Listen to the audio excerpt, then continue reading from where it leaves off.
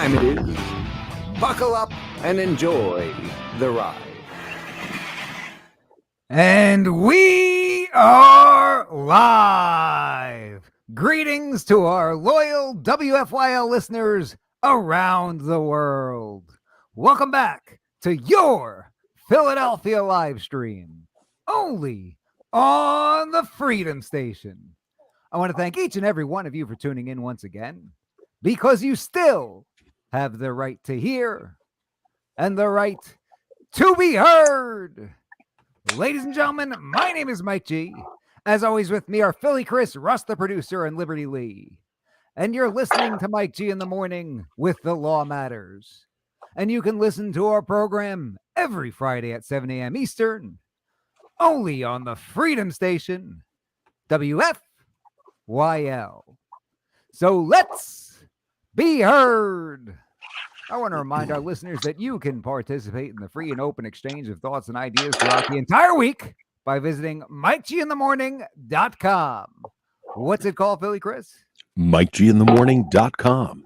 How about you, Russ? MikeGinthemorning.com. Liberty? MikeGinthemorning.com.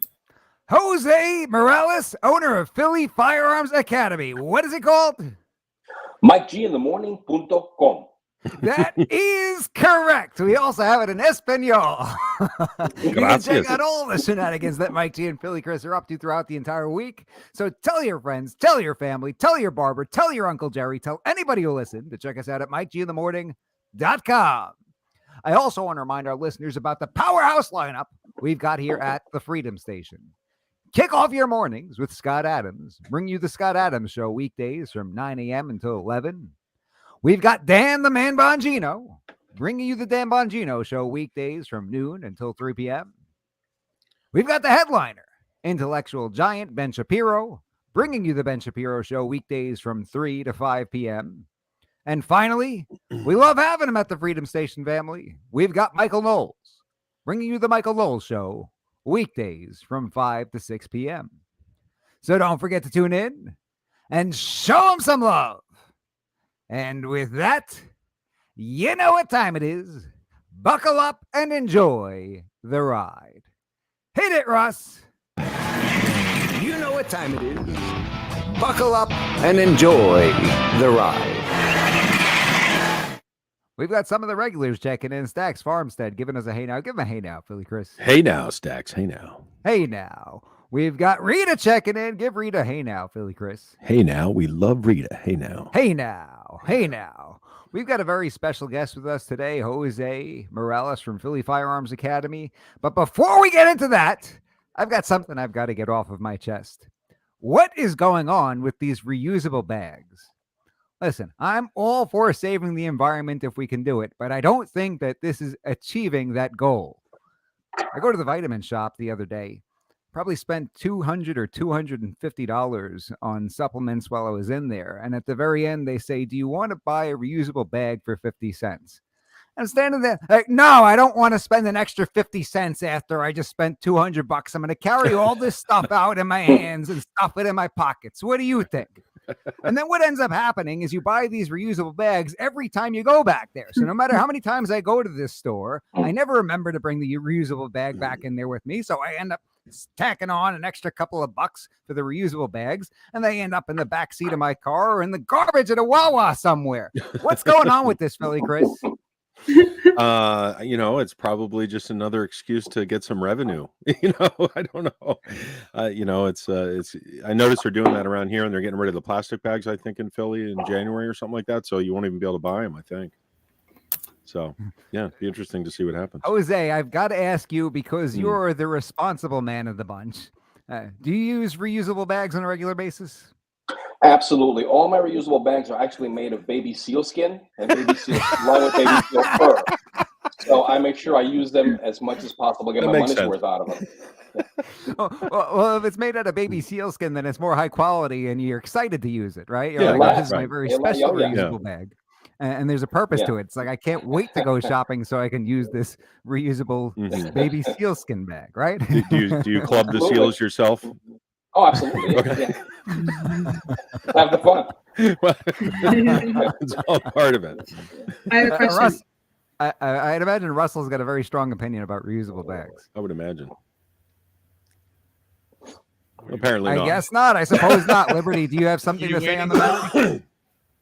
I absolutely despise the idea until they get rid of plastic cups and all the other plastic that we use in the world. I mean, it's ridiculous. I went to New Jersey and I tried to check out and I had groceries and I didn't have a bag. I said, I'm from Pennsylvania. And she's like, well, so here I am buying 50 cents per bag. And it's like women, we carry bags anyway. So now we have to have a bag for our bags. Yeah, there you go.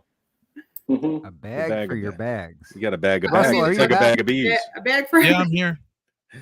So what do you think about reusable bags?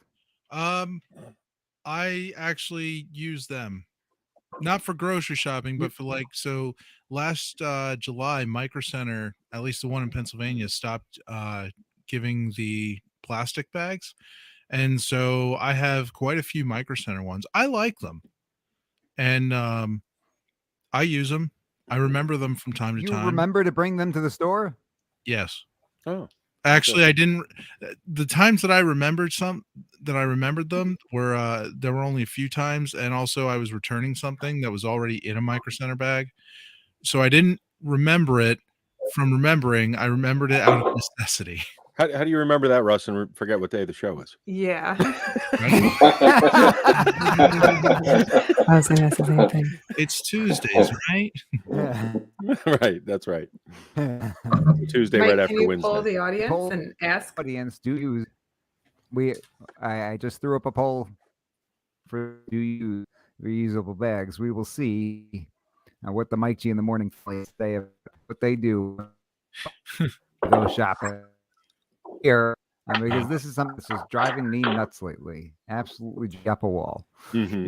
For those of us just tuning in, you're listening to Mike G in the morning with The Law Matters, only on the Freedom Station, WFYL.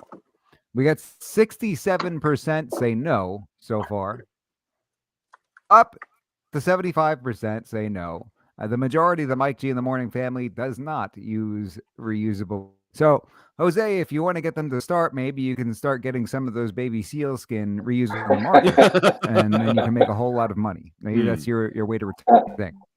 That's definitely a thought. But yeah, I've also noticed that it depends on where you are. I think some of the more affluent areas that I've been to, they have bags, and some of the suburbs and such that I've noticed, So I guess it just matters, it really all depends on if you're going to make a big enough stink or not. But the environment is much better there. That's true. Very true. Yeah. That's probably what's going on. Unless it's the gas station up the street from you, Jose, I guess. Right. Exactly. Yep.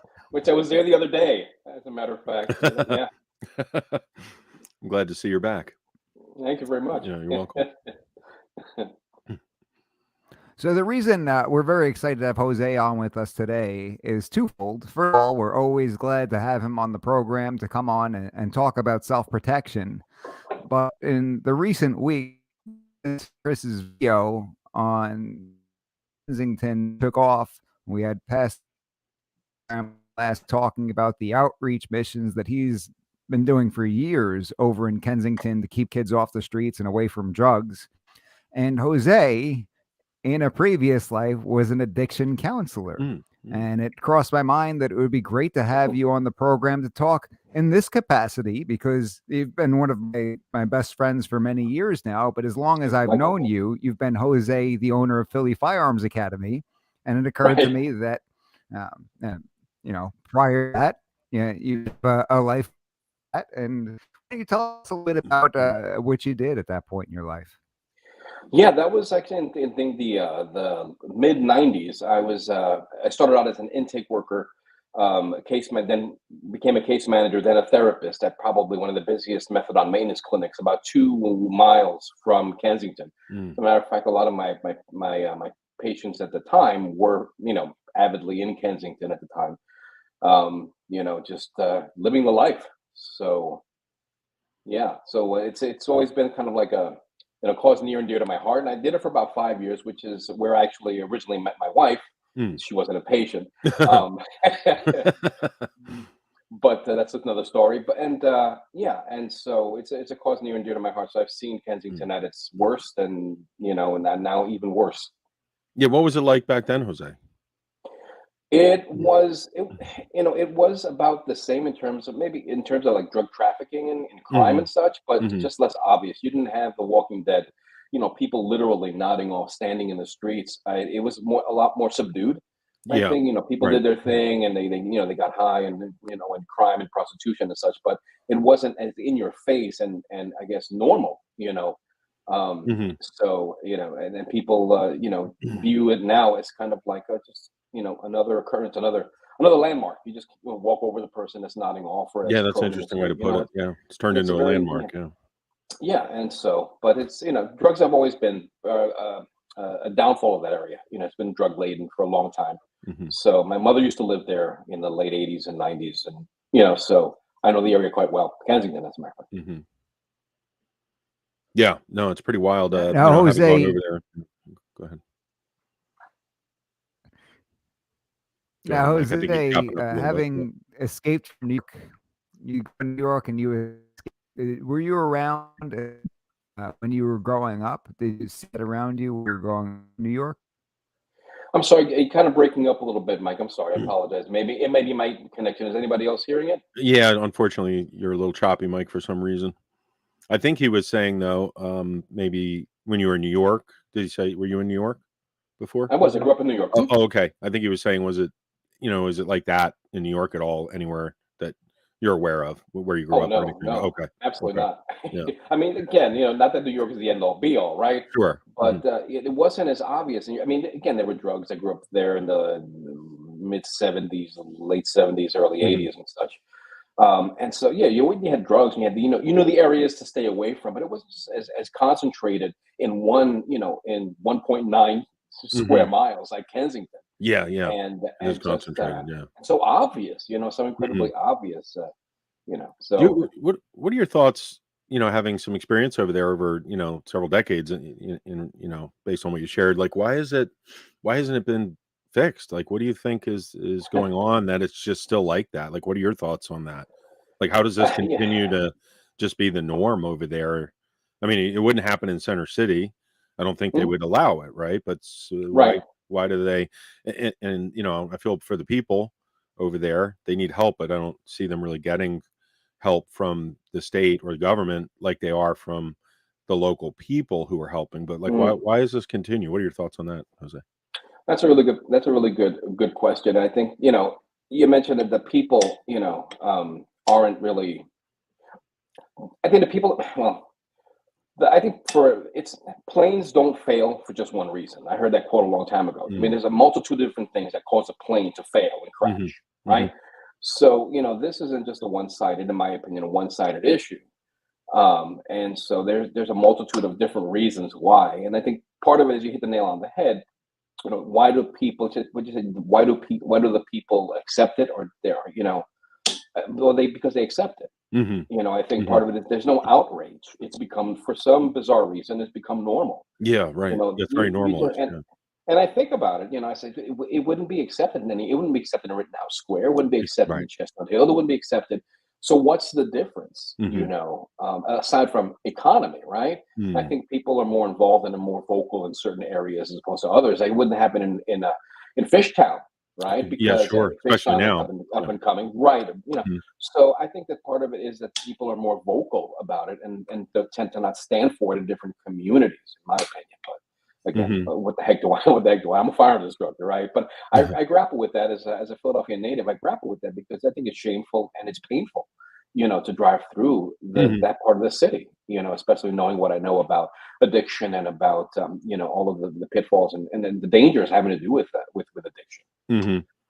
Crime and prostitution and disease and homelessness and Did you ever have any tangential issues? And what was the last thing you said, Jose? A lot of tangential issues. Gotcha. Sure. Right. Did you ever have any issues over there where you were concerned for your safety or anything like that? Oh, I'm always concerned for my safety. Yeah, well, yeah, this is Right? true. Yeah, Yeah, right. yeah, absolutely. Right. I'm not paranoid. Man. Right. But, yeah, I'm always listen. I'm There's always somebody behind you, alert and Jose. aware. Oh, there you go. This will freak me out, Right. Sorry, man. No, man. No, it's listen. I'm not, to answer your question, and you made me think for a second. That's kind of dangerous, right?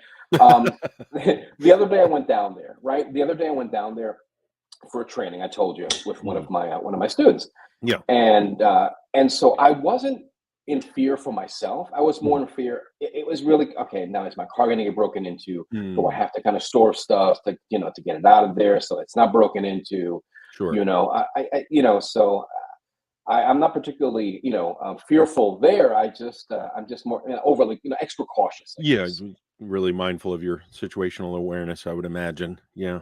Right, and there's less, and I really don't worry about the hood. I mean, I'm more concerned when I go to nicer places because bad people go to nice places to do bad things, right? Yeah, that's true. I'm probably not going to get mugged in Kensington unless unless a whole series of factors are there. I'm somewhere I'm not supposed to be. It's dark. I'm isolated. I have no options other than harsh language.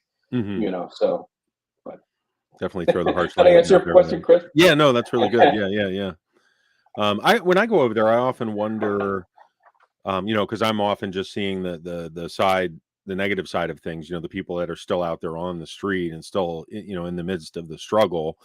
In your experience, it sounds like you obviously would have seen some people work their way through that challenge and come out of it in a positive light. What was it about those people that made them able to do that? As opposed to the people that stay there year after year after year.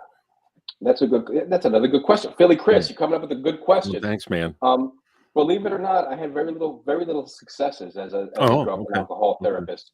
I mean, I've heard that's generally I have the norm. very few successes, and the majority of my patients relapsed, and it was kind of like rolling that stone uphill like Atlas, right? Was it Atlas? I guess in Greek mythology, Sure. Might have been Russ. I don't know.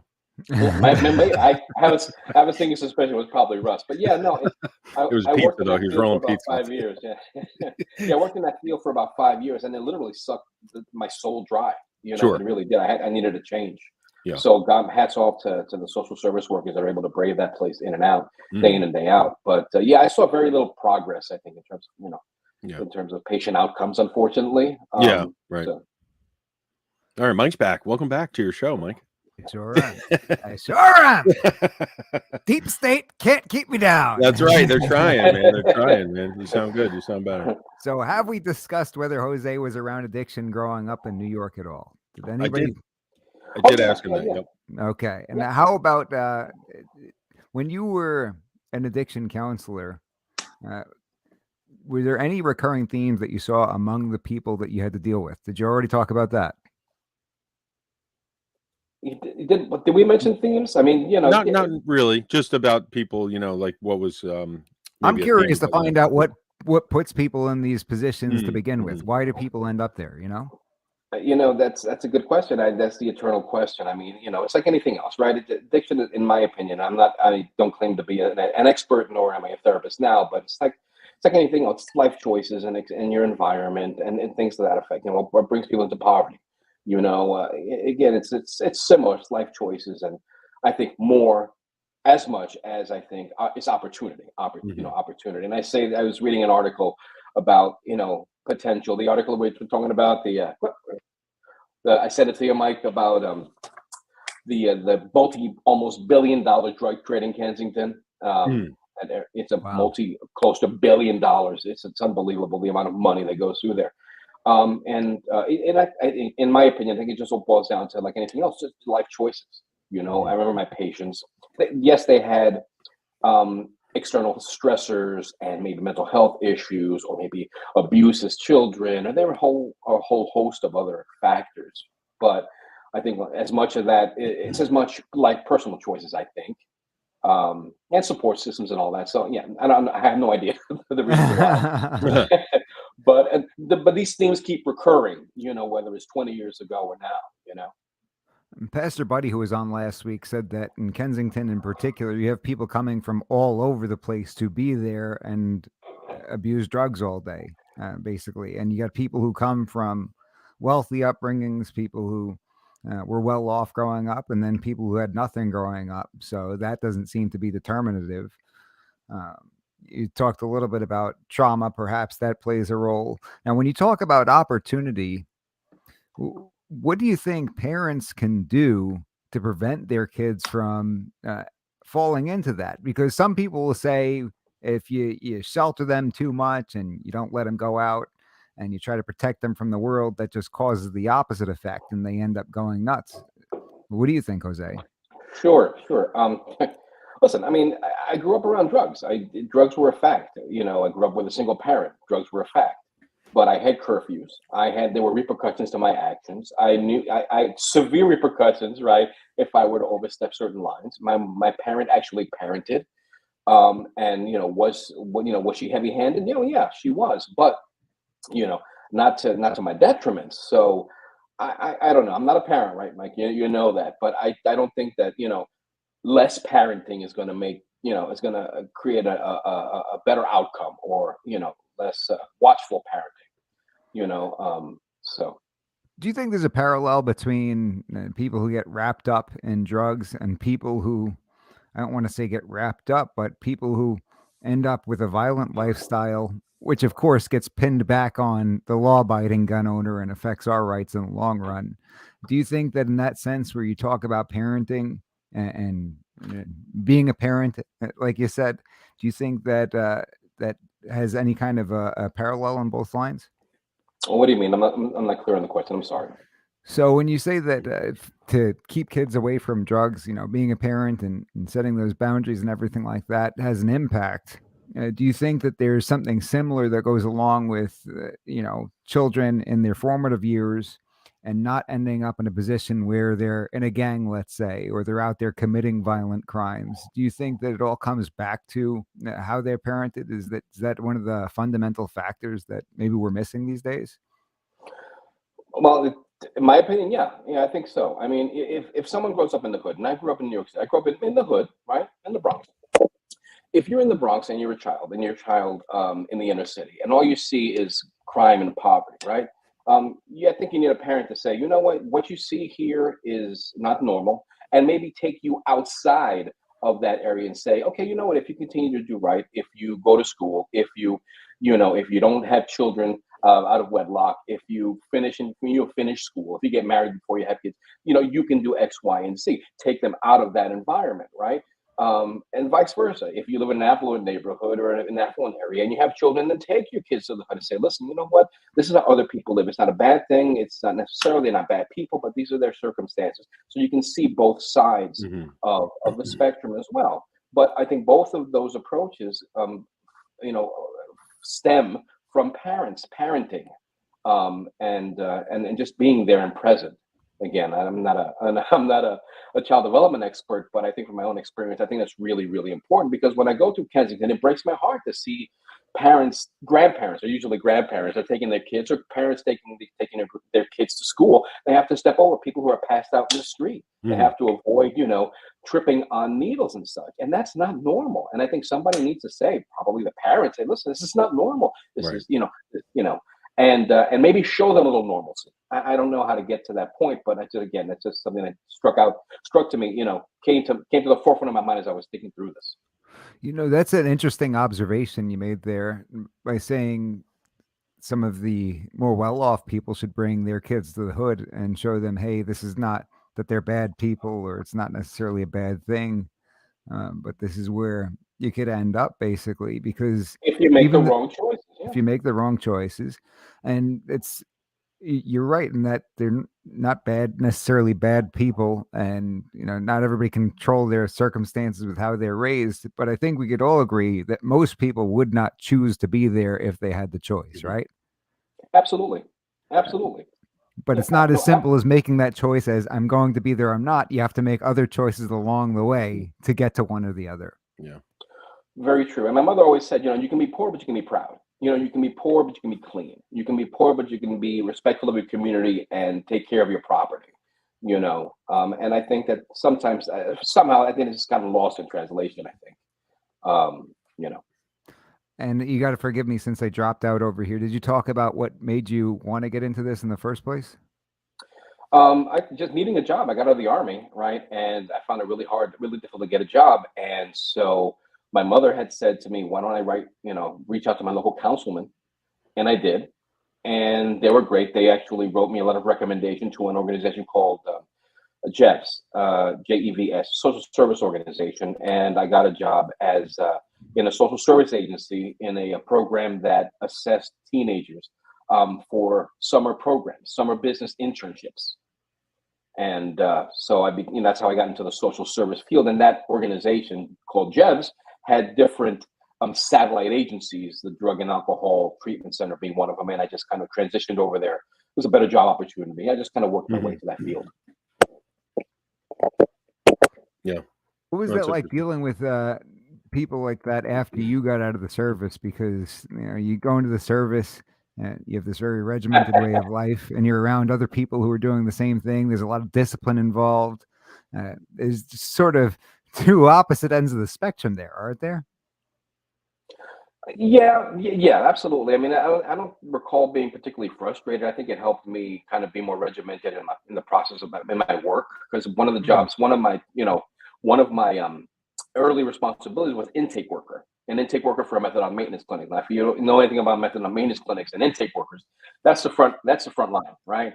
The addict goes to the intake worker, and the addict's job is to secure treatment, either being sincerely seeking treatment, or they just maybe want a supplement to recreational drug use. I mean, so you have all of these games thrown at you as an intake worker. And it kind of toughened me up, I think, spiritually and mentally, and I think my Army training let me see through the BS, because again, in my experience at the time, that was, the means to an end.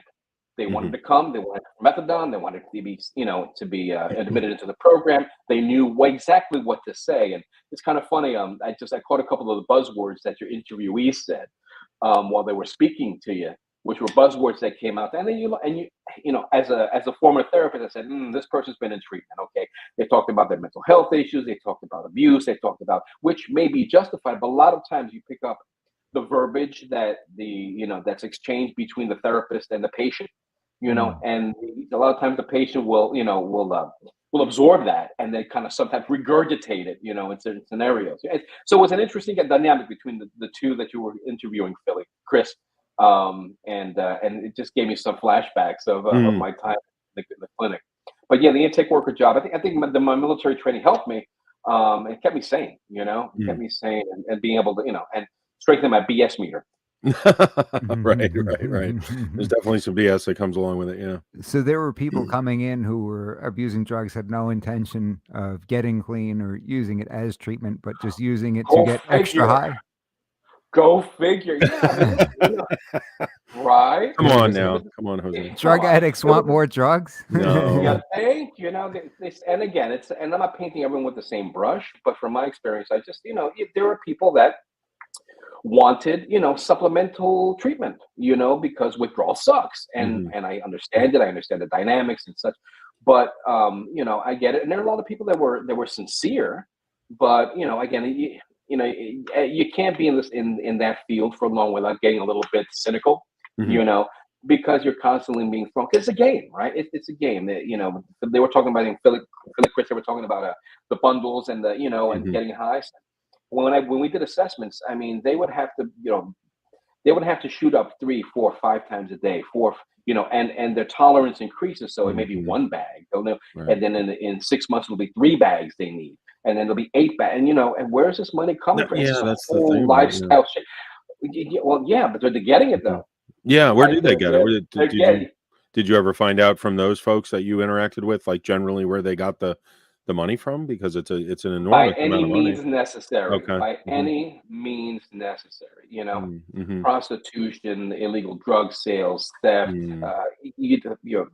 burglary. That's just the way it is. It's this sad cycle of addiction. You have to get high, or else you get sick, and then you don't want to be sick, so you get high. Right. And it's money. And at the end of the day, I remember the people's habits were so bad that they had $400, $500, $600, $700 habits a day, and that was 20 years ago. Yeah. Right. That's what I'm Okay, that's saying. Yeah. 20 Yeah. years Yeah. ago. So, $2,000 a day. Where is it? I love to make $2,000 a day. Yeah. But where are they getting it, right? So, but we know where they're getting it, right? I Mhm. mean, it's crime. Look at the areas. Look at what's happening. So, Yeah. Well, do you see them start to commit crimes that impact other people? Maybe as sad as it is to say, maybe selling drugs to other adults who were making that decision themselves. Some people would sort of brush that off and say, well, they're not really hurting anybody. Adults are allowed to make their own choice. But when they're robbing somebody or when they're committing a burglary or something like that in order to get this stuff, that is a serious impact on the community. Not to say that the drugs don't, but it's different, right? Mhm. It's obviously different Right. if you're walking down the street and somebody sticks a gun in your face or holds a knife to your neck and takes your stuff. So, did you but have it's not just, anybody? but it's not just strong arm robberies, right? So, Mm. softer robbery, burglaries, shoplifting, car break-ins, crimes of opportunity. Mhm. Every single crime that affects the law-abiding citizen every single day when we walk down the street, from parking to our car to walking to and from our car. It really is for prostitution, which leads to disease, and Mhm. it's Sex a trafficking, right? multifaceted. Absolutely, sure. And Merle, my wife, does a whole series, presentations on sex trafficking, and she's opened my eyes to how prevalent it is Mhm. here in Philly. you know just it's If amazing she'd how be caught prevalent. dead on our program, we'd love to have her to come on to talk about that. Well, Yeah. she'd love to talk Yeah. about it. Yeah, she has a great presentation, and so again, yeah, it's multifaceted, and I don't have an answer to that, but I darn sure am feeling the repercussions of it because I have to drive through Kensington, and it's not just Kensington because you fish where the fish are, not where the Mhm. fish aren't, right? So these people in Kensington are not Mhm. necessarily performing these burglaries in Kensington, I just and went to. Oh, far sorry. reaching. No, I no, no just worries. I was going to say I just pulled up a website called spotcrime.com, and it lists crime, in different areas. And I'm looking at Kensington today and over the past several days. And just today, there was a robbery listed, shooting. Then yesterday, shooting, robbery, shooting, theft, vandalism, theft, robbery, assault, theft. So it goes on and on. But yeah, I guess and you hear about it on the news, but it's unfortunate. But I guess that's how they're getting their money. Yeah. Did you have patients, Jose, who ended up getting in trouble with the law and getting arrested? Oh yeah, 90% of my patients had criminal records, if not for all sorts. The laundry list. A lot of women. It's really sad. A lot of women for prostitution. I would say Really? a majority of my female patients, had some history of that. Mhm. Of that. And I mean, they're going to get their money, right? They got it because they're going to get high, right? And so, by any means necessary is the mantra of the street. That's crazy. Yeah. When Isn't it you're nuts?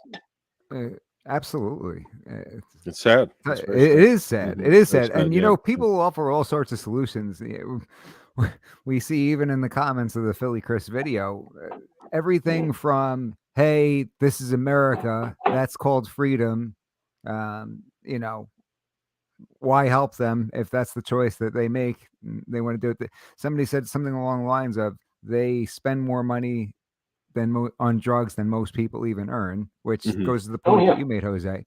But then you had another person who said something along the lines of, well, most of the problems happen because they get bad drugs. They get a bad batch, they get something that's laced with fentanyl. And if we just had the government just made clean and safe drugs available to them, then that would solve the problem. Uh, Right. do you Well, I think mean, that's at all a viable solution? I mean, listen, you know, don't get me on my soapbox. You're trying to get me on my soapbox there. I'm just asking questions here. This is not my buddy, area of expertise. Go ahead and climb No, up there. I I'm want to only- see you climb up there. I'm only I'm only teasing you, brother. I mean, listen, since when does somebody's right to get high trump some child's right to go to school and back home safely? I mean, that's the craziest thing that I've ever heard, you know. And so, safe injection sites. What are safe injection sites going to do other than just give them another option to kind of get high? That is the craziest thing. I mean, it's nuts.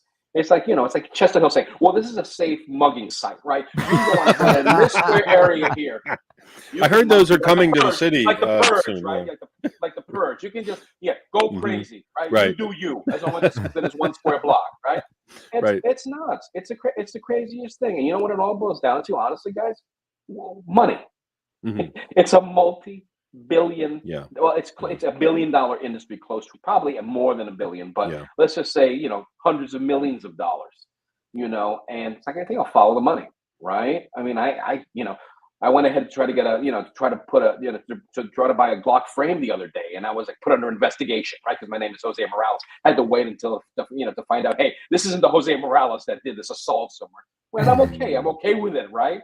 But I can't go ahead and buy an SBR without going through an ATF background check and all that stuff. Now, this stuff's happening here under the government's noses and under Philadelphia City Council's nose.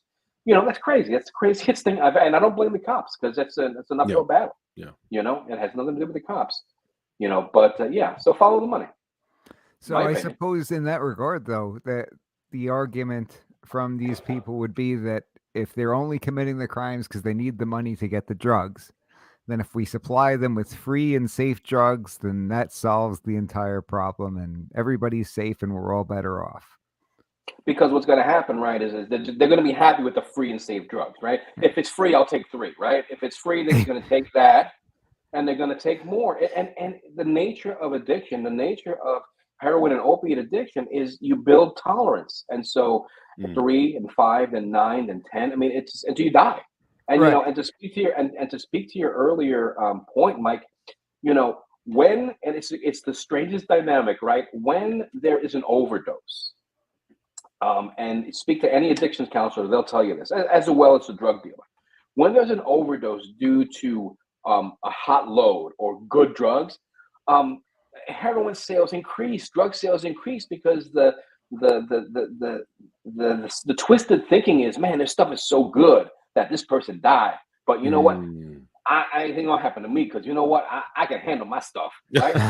It is the craziest thing in the world. Yeah, it's like, oh, they were just a whip, they couldn't handle it. But me, so that stimulates drug sales. Death stimulates drug sales. Overdoses stimulate drug sales. That's pretty wild. Absolutely. Yeah. Isn't that nuts? Were the opioids a problem when you were in the business? Heroin was the big thing. Heroin was the most prevalent. Pills, not so much. Were people starting to get prescribed the painkillers at that point? A lot of the patients, it was a gateway actually to heroin use because when their prescriptions run out, the only way back then, with the major way is heroin. So individual hurt their back, went on workers' comp, and the whole 9 yards. A pill addiction, becomes a heroin addiction. A lot of the time in my experience. Pain is a and horrible factor in AIDS back in the day. It was worse back then. It was when I was a counselor, AIDS was huge. I mean, it was at its at its zenith. I wonder why you don't hear about it as much anymore. You don't seem to hear about AIDS as much anymore. I don't know why. We hear more about like the whole end the stigma stuff than AIDS actually being a problem. Right, days, don't we? Yeah. Right. I think monkeypox is actually the disease du jour, right? Good point. That's right. But I think we've gotten a handle on. I mean, we've gotten a handle. I think on. I'm trying not to laugh. I'm sorry. I'm sorry. It's okay. Please laugh. Yeah, when you deal with heavy topics, sometimes it's difficult not to laugh. I'm sorry. Yeah, it's true. This is true.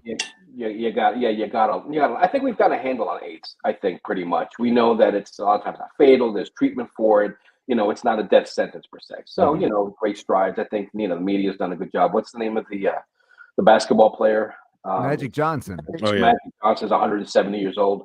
He's still living with it. So, I think we've gotten a handle on it, And Charlie Um, Sheen's been cured of it apparently. So perhaps Yeah. there you go. So Did but he it ever have doesn't- AIDS though, or was he HIV positive? I don't know. Uh, HIV positive, HIV positive. Yeah. hmm. I believe. Liberty, you've got something to say about AIDS? I've been seeing the PrEP commercial probably about 5 times in the past week. The what commercial? Oh, is that PrEP. pill or whatever? The pill that basically like prevents you from getting it if your partner has AIDS, and it's very, very Mm. I want to say it's a very interesting commercial. They make it very lighthearted and Oh, musical. Right? yeah, it's like a musical. Here you go. Yeah. They're very light of it, but I guess it's kind of, they still should probably say be careful with needles, but Mhm. Right. I mean, hepatitis A. All the hepatitises. And again, there are lots of diseases that go around with the drug use that are transmitted. Not to mention, I don't know the exact statistics, but the majority of these female addicts get raped on a regular basis, like homeless women. Mm. The Oh, percentage wow. of homeless women, the percentage of homeless women, and I don't know the exact statistics, but I heard that the majority of them get raped systematically. Well, a lot I of think they're it's like literally 80% of them. passed out half the time. So I could see how that would, change their odds of that happening.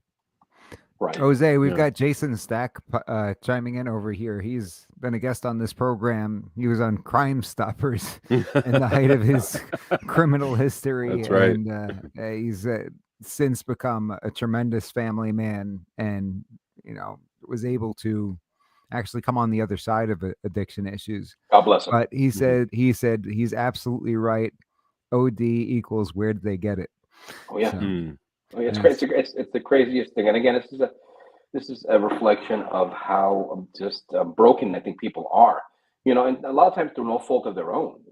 But let's figure out the cause of the breakage, right, and address that from multiple angles. It's funny because the gentleman that you were interviewing, he said something. And I was thinking the same thing. And he said, "But you need a National Guard up in this mofo." Yeah. Well, that's kind of what Yeah, I've it's like it's a thought about. militarized zone. Yeah. I mean, I that's crossed my mind when I'm over there. Like, if they really wanted to put enough funding, I mean, look how much money we're sending to Ukraine. Why can't we send, I don't know, $50 million to Kensington and like clean it up in a few weeks? Get the people help. Like, I don't understand why that's not. I Do they think I want do help, though? understand. Do I they think I gotta do want help? understand. Yeah. Do they gotta want help though? Is that an issue? I suppose that's part of it, but I don't know if there's anywhere else you can really go where you're going to just have that immediate access and be able to hang outside on a tent. But inside, guys, Yeah. let me just chime in here. But Kensington doesn't belong to the drug addicts. Who the hell cares what the drug addicts want?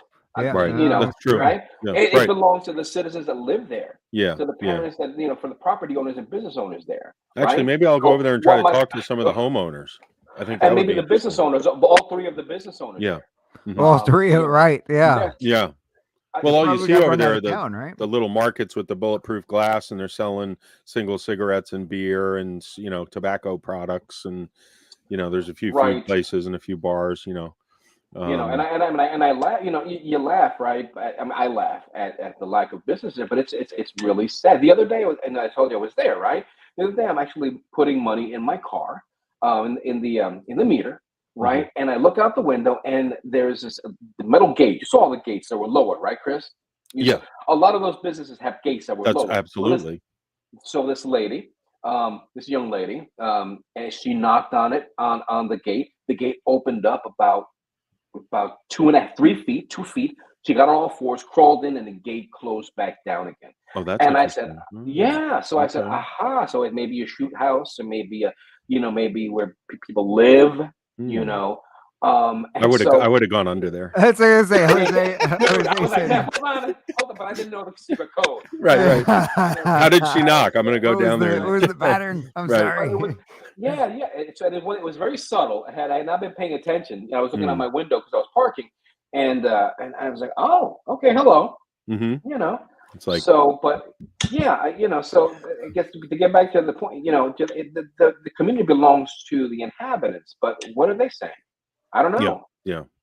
That's a good No, you- point, because when Pastor Buddy came on last week, he talked about how they wanted to do this initiative where they could build a fence around the park and sort of take the park back for the kids in the community, because they can't use it right now. and they had a private donor who was willing to put up, I think he said $300,000 to make this happen and clean up the park. Yeah. And the city is actually who rejected it. The government would not allow them to do it. There is so much money that is running through that place. Okay, there is so much money. Okay, some of these corners from that article are making $40,000-$50,000 a day. I mean, it's unbelievable the amount of money that's made there. I think one of the quotes was, Who's getting the money? Where's the money going?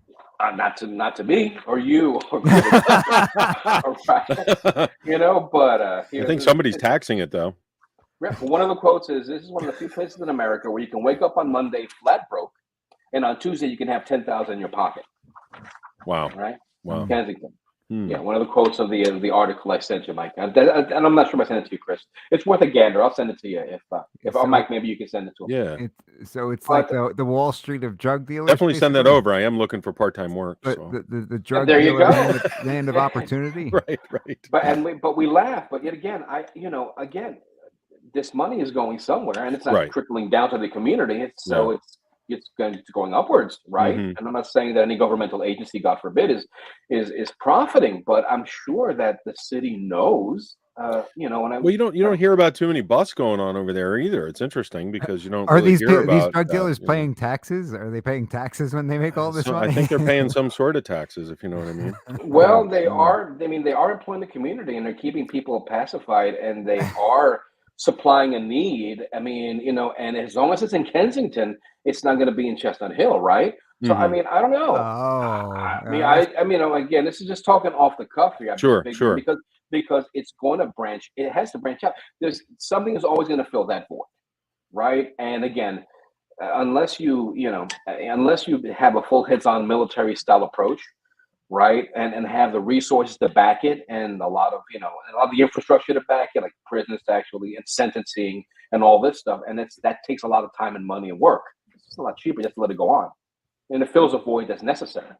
Right. That's true. The Philly courts are overrun as it is. Could you imagine if they started really cracking down over there? Mm-hmm. It's actually a good point. And they're just going to let them back out anyway. People. It seems like the people. Come on, man. Don't start with that. Don't start with that garbage. I don't know. It seems like it seems like the people who have an attorney and have the funds to pay the attorney and the court fee, all that, are the ones that are not let out, though. I mean, it does seem like that. I don't know where to find the numbers. Because I'll bring on 10 Philly area attorneys on this program. Yeah. I'll tell you, I don't know where you're getting this from because I am just making it up, so I have no idea. Could you talk to whoever told you that and tell them to make that happen? In my cases, that's what all the Philly attorneys would do. Is there any stats on that, Mike? Is there a way to look that kind of information up? Is that public record? Or? Yeah, they didn't really keep a tally like that. I don't know if you're going to go through individual dockets, like million. But you do hear these stories in the media where, somebody gets arrested for murder and they were just let out on like a really low bail or stuff like that. Yeah. All right, I'll send you some articles. I'm sure. Yeah. I saw one I saw that one on this nonsense the other day. Somebody said that said something about Krasner exonerated a convicted murderer and then now he is a suspect in another murder. And so they're saying stuff like that. Yeah. If you read the headline, that sounds pretty bad until you find out that he's not a convicted murderer because the sentence was vacated or overturned by the appellate courts. All right. So it's the opposite of really fake news. It's fake news. It's the opposite of being convicted when a sentence is vacated and overturned. He wasn't convicted at all. Right. So it's like the more accurate would be somebody we once thought may have murdered somebody. Right. That's not how the justice system works in the United States of America. It is still innocent till proven guilty, unless you were somewhere on the 6th, I think. Anyway, we're going off on a tangent. Yeah, Jose, I've got a question branching off from something we talked about a little bit earlier. You said that the opioids, the pills in particular, acted as a gateway for a lot of these people. Marijuana is something that you hear a lot of people say becomes the gateway for, they call it the gateway drug and everything. In your experience as an addiction counselor, was that at all the case? Was marijuana really this gateway drug? I mean, it's been a while, but I honestly can't remember one intake that I've done, and I must have done hundreds and hundreds of them, that marijuana wasn't part of the admitted, drug use history. I can't think of one Wow. ever. Is it the gateway? I don't know. I think it's really, this is more about degrees, more about degrees. My mother said to me, listen, if I ever catch you, I put you on this earth and I'm going to take you out of this earth. And if I catch you doing drugs, this is what's going to happen. Well, would she have probably done it? Probably not. But, I was scared. And, I thought about scared straight, right? So I made choices based on that. So, And I'm not can't saying even. they're perfect. It's just one of these things where I can see had I made different choices. You know what? I'll take a drink here, and then maybe I'll go out and do a little toke here, and then I'm going to snort here, and I can see how then your tolerance, and your propensity for kind of just taking risks may be higher. I don't know. And the reason I bring this up is because obviously marijuana is still a Schedule I controlled substance. Therefore, it's illegal at the federal level.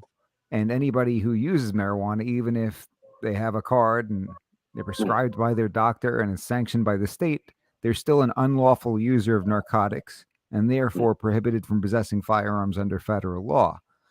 So you have somebody who, and I just ran into somebody like this.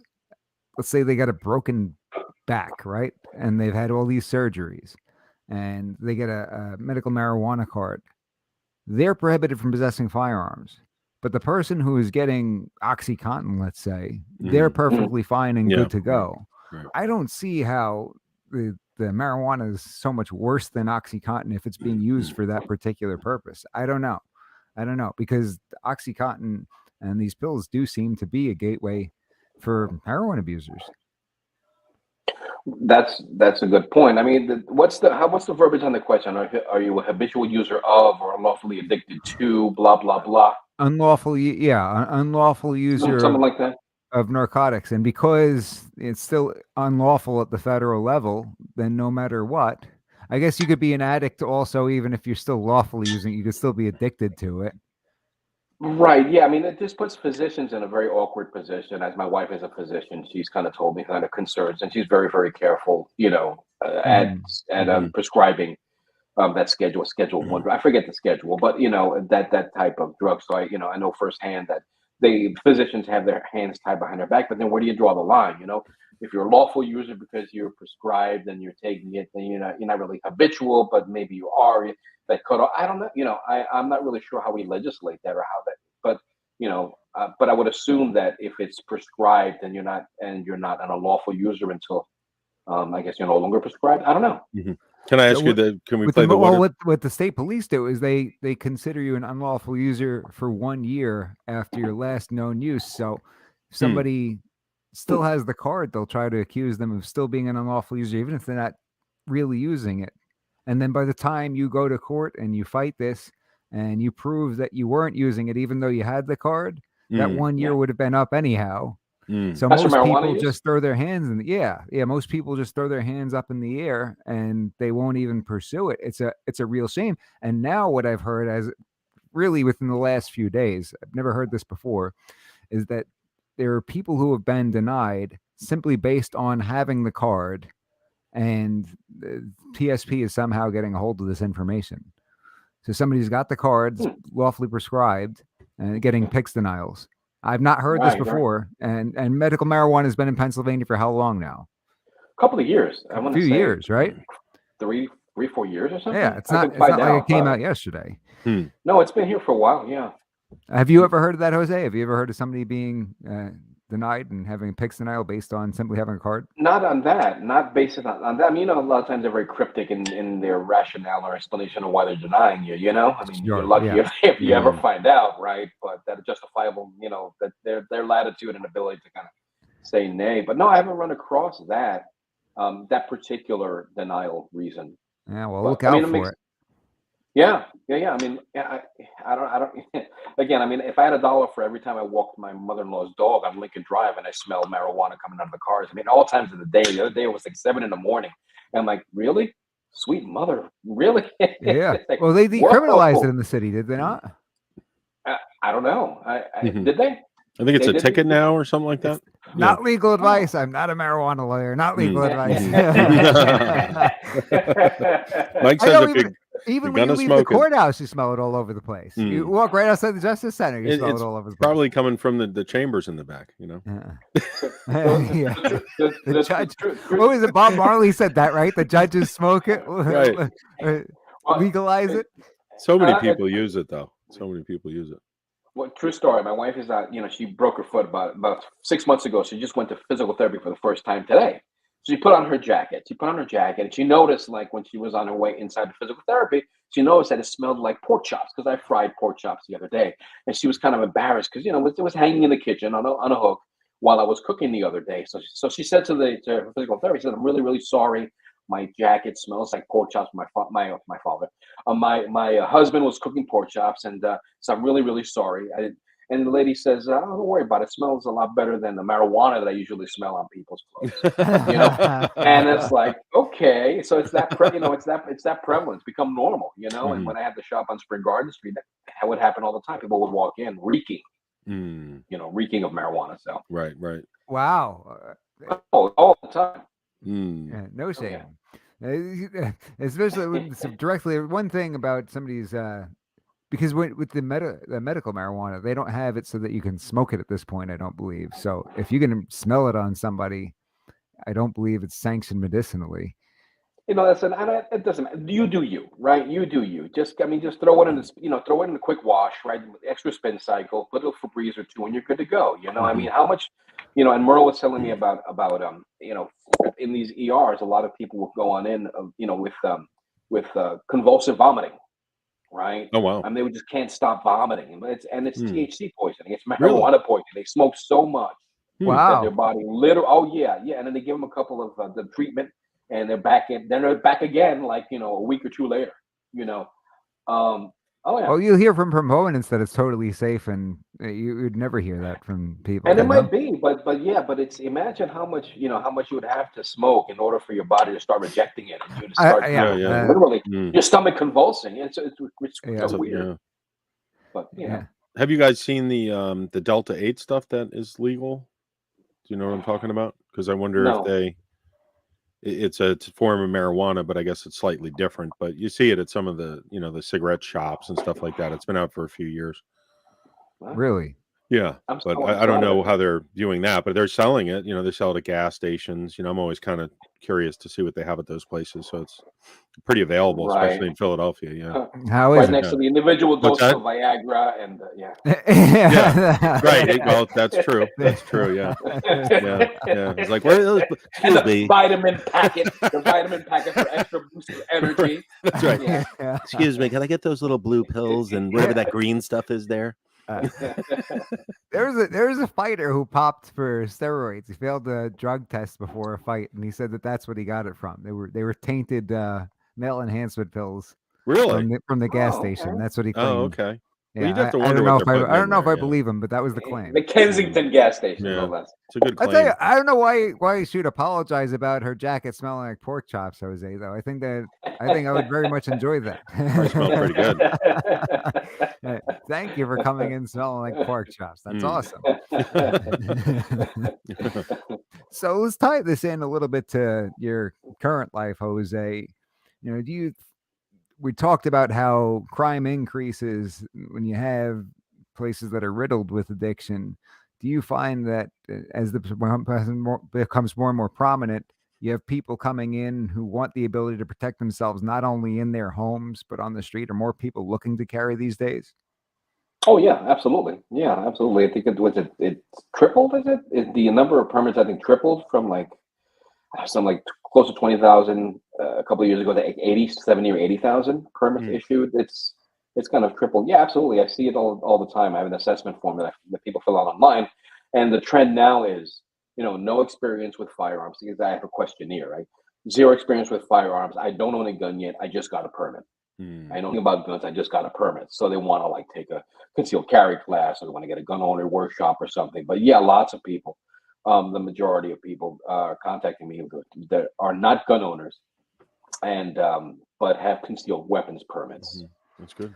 I know that a lot of times, being in the field, we tend to focus on people who don't take the steps to go out there and get properly educated. And it's probably because you and I deal with the horror stories all the time, right? We get it thrown in our lap and have to clean up the mess when somebody doesn't get the proper training and education, and we got to go in there and fix it. And that sucks, frankly.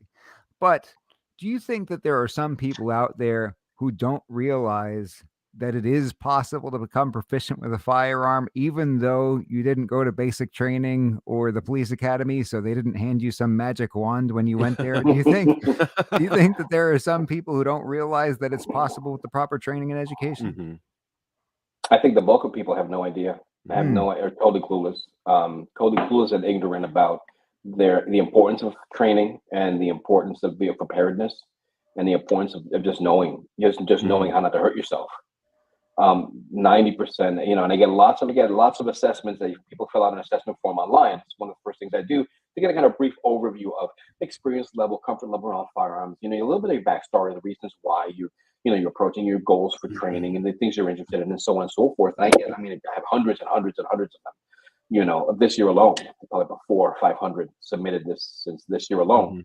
And the people are totally clueless. If I get 10% of people actually that are interested in training, 5%, that's a lot. I very, very low turnover rate, very low for instruction, very low turnover rate. Just because people don't see the importance of it, they just don't get it.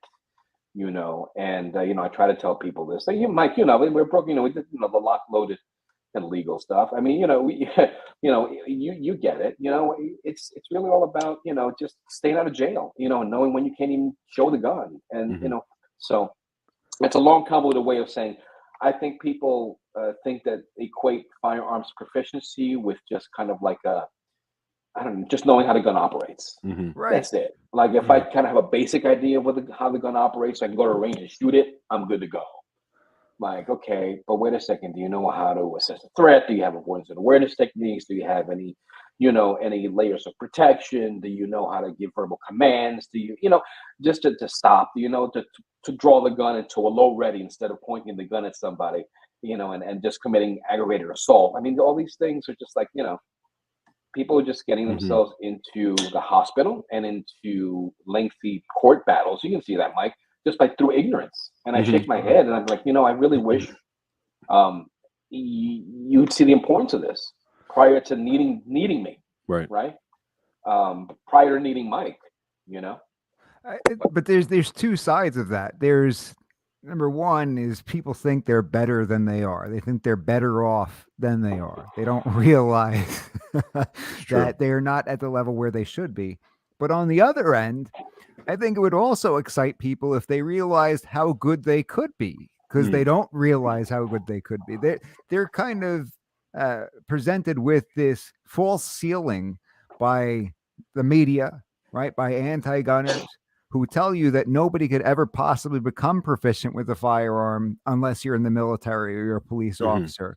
And you can, but it takes the proper type of training with a serious qualified professional and putting in the proper time, the proper effort, and frankly, investing the right amount of money, right? It's not going to come free.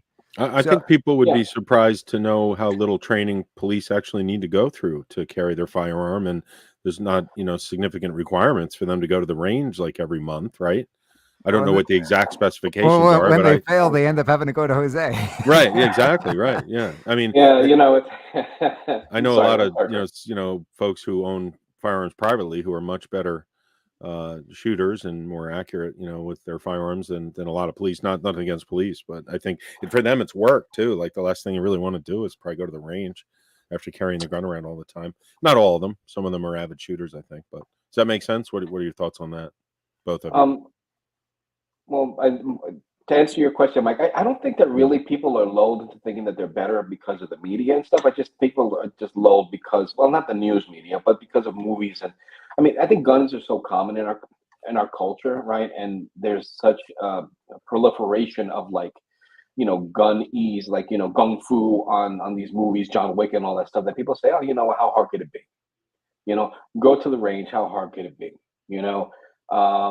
And so I think no one really stresses to them, really. They don't have an epiphany, right? Like an oh darn moment, like, oh man, I wish I had the gun and I didn't. I had two of them back to back, Chris. That's the Mm. reason why I carry every day. I Mhm, carry mhm. when I go to church. I carry when I walk my dog The because barber shop, right? The barber but shop barbershop, story. because I had two back to back scares where I wish I had the gun and I didn't. And I'm like, Right, no, this is not going to happen to me. It's not right, going to right, happen, right. you know?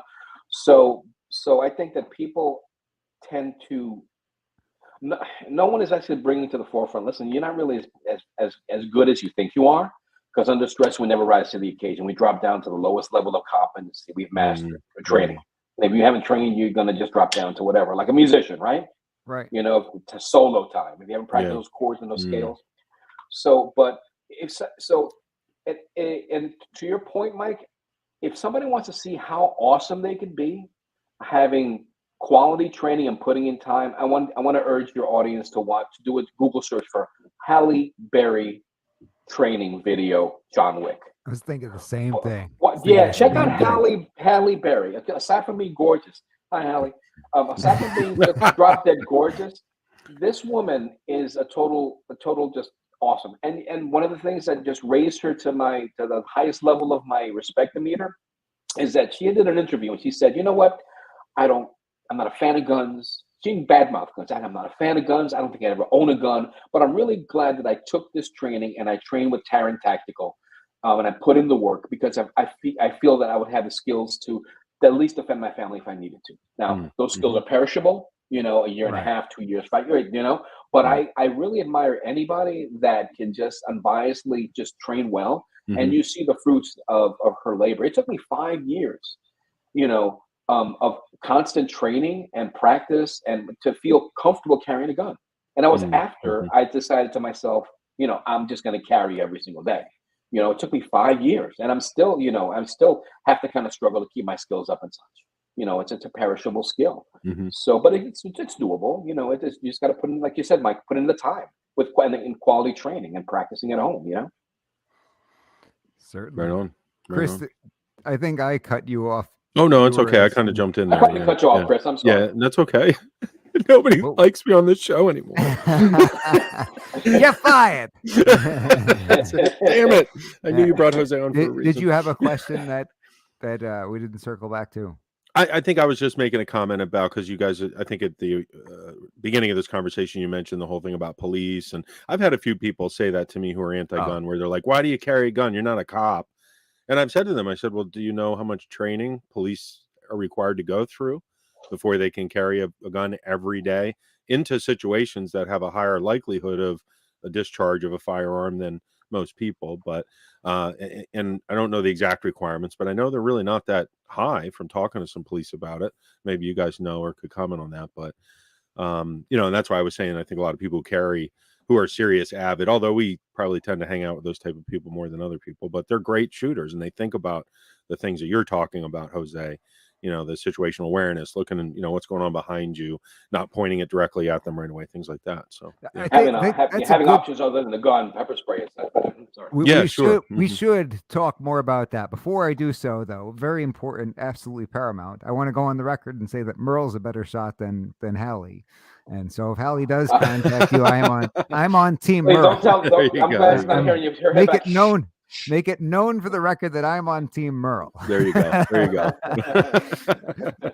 Jose, situational awareness is something that's incredibly important. Chris, you were just talking about Mhm. that, and Jose, you talked about it earlier. And this is something that a skill that people can sort of develop even before they become gun owners, even if they're thinking about becoming a gun owner. Situational awareness is important regardless. You could be in places where, like New Jersey, I know now you can get what they call their permit to carry over there. But let's say you Mhm. haven't gone through the process and you're unarmed over in New Jersey. Situational awareness is still a tool that you bring with you anywhere you go, right? Regardless. Mhm. Let's say you go to Canada where you can't have nothing.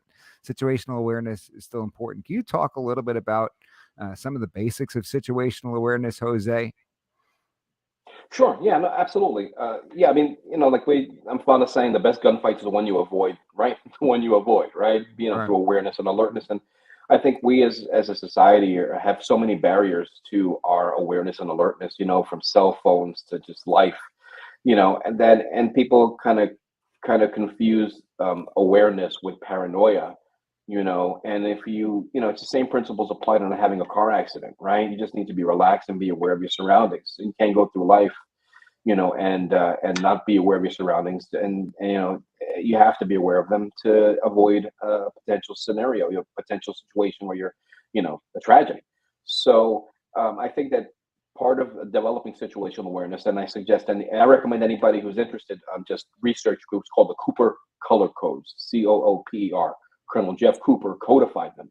He actually codified levels of awareness so that people can identify them and we can catch ourselves when we're unaware.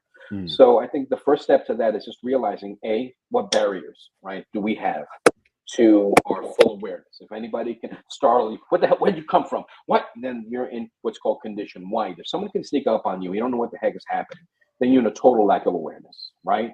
And that's how accidents happen. If I'm driving a car and I didn't see that person, where the heck did he come from? Exactly. You're in a total lack of awareness. So I think that we have to identify barriers just in life to that awareness. Where can we be startled? Where can we be surprised? From cell phones to our minds wandering, and catch ourselves and shift over to what's called a relaxed state of awareness, like when you're driving.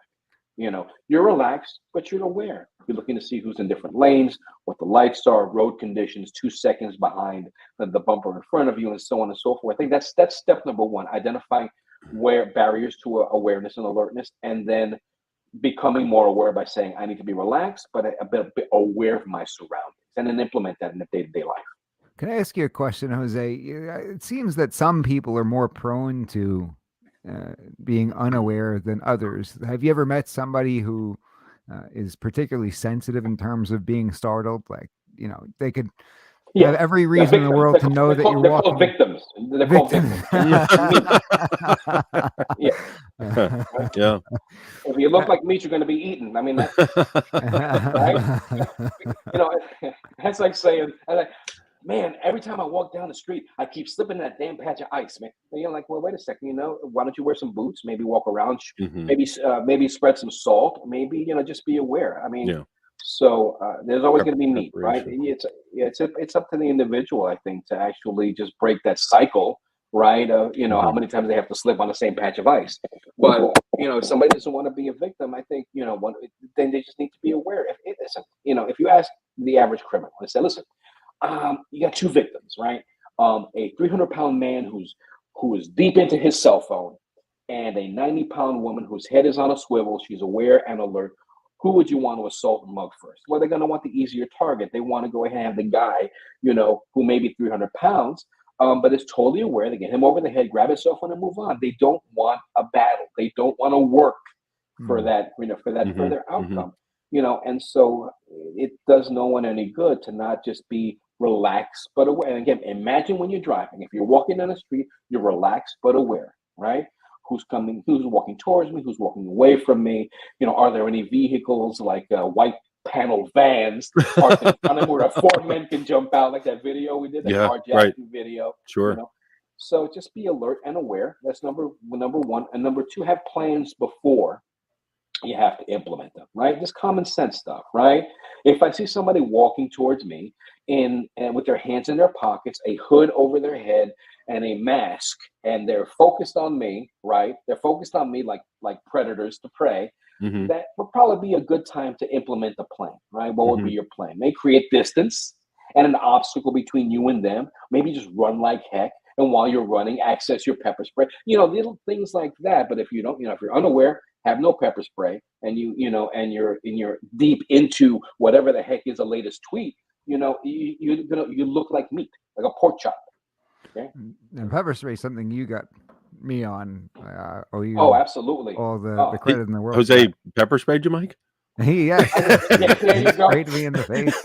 There you go. Why wasn't I want to see this. And I said, I got to get some of this stuff. That would actually be good. Hey, the pepper spray. You got me hooked on it. The Mike G pepper spray. We should do it. We should do a video on that. Why not? The I pepper don't spray know. challenge.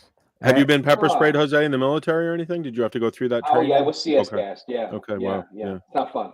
I'll do it if we get a professional. I'll do it. Yeah, let's do it. Well, Jose's a professional. I'm sure you know a state trooper or some kind of law enforcement instructor. We get like right? Henninger or Todd Hoover or Henninger, one of those guys.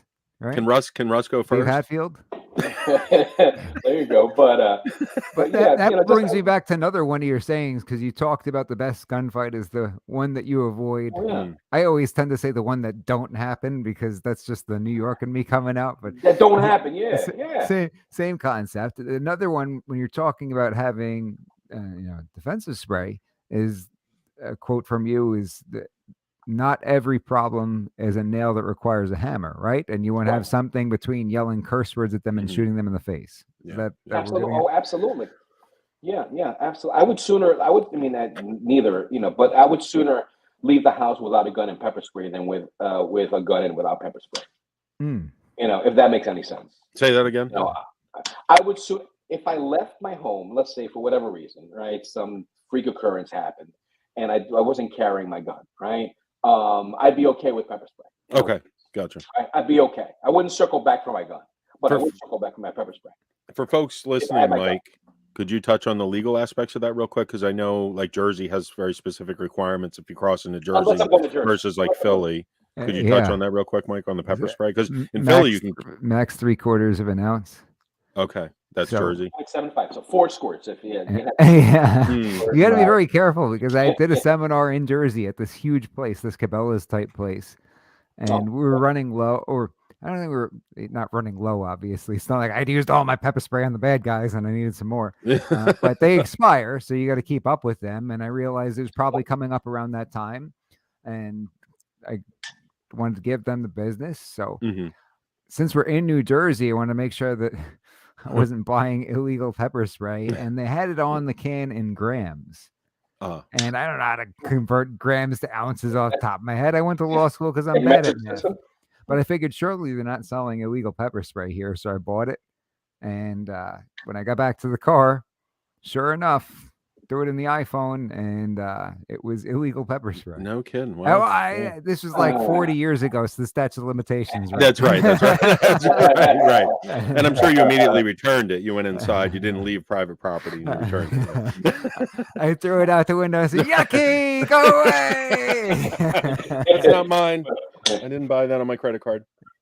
Brian Harper, who is our resident knife expert, said some problems require a knife. Don't bring pepper spray to a knife fight. That's right. That's right. That's absolutely. Liberty, you got a question? Yeah, I had 2 questions. For one is, I saw somebody the other day comment that they saw some kind of training on, like, 'cause the sex trafficking thing is like huge right now. You see all these videos of these women coming out spreading awareness. Somebody said that they were interviewing serial killers, and they said, what was the difference between why you chose a victim and not? And they said all it took was a smile.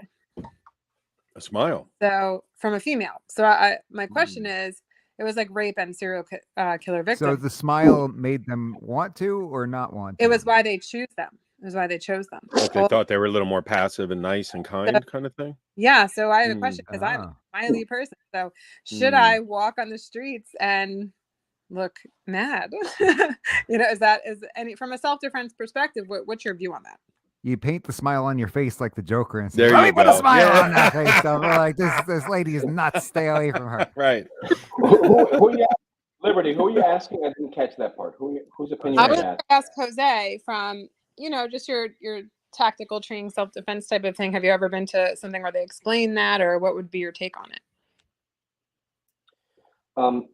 No, I've never been to a training where they mentioned that, but the thing that popped immediately to my mind, Liberty, is, again, life is pretty simple a lot of times. So I look at it, if I'm a woman or a man in a bar and I don't want someone to approach me, right?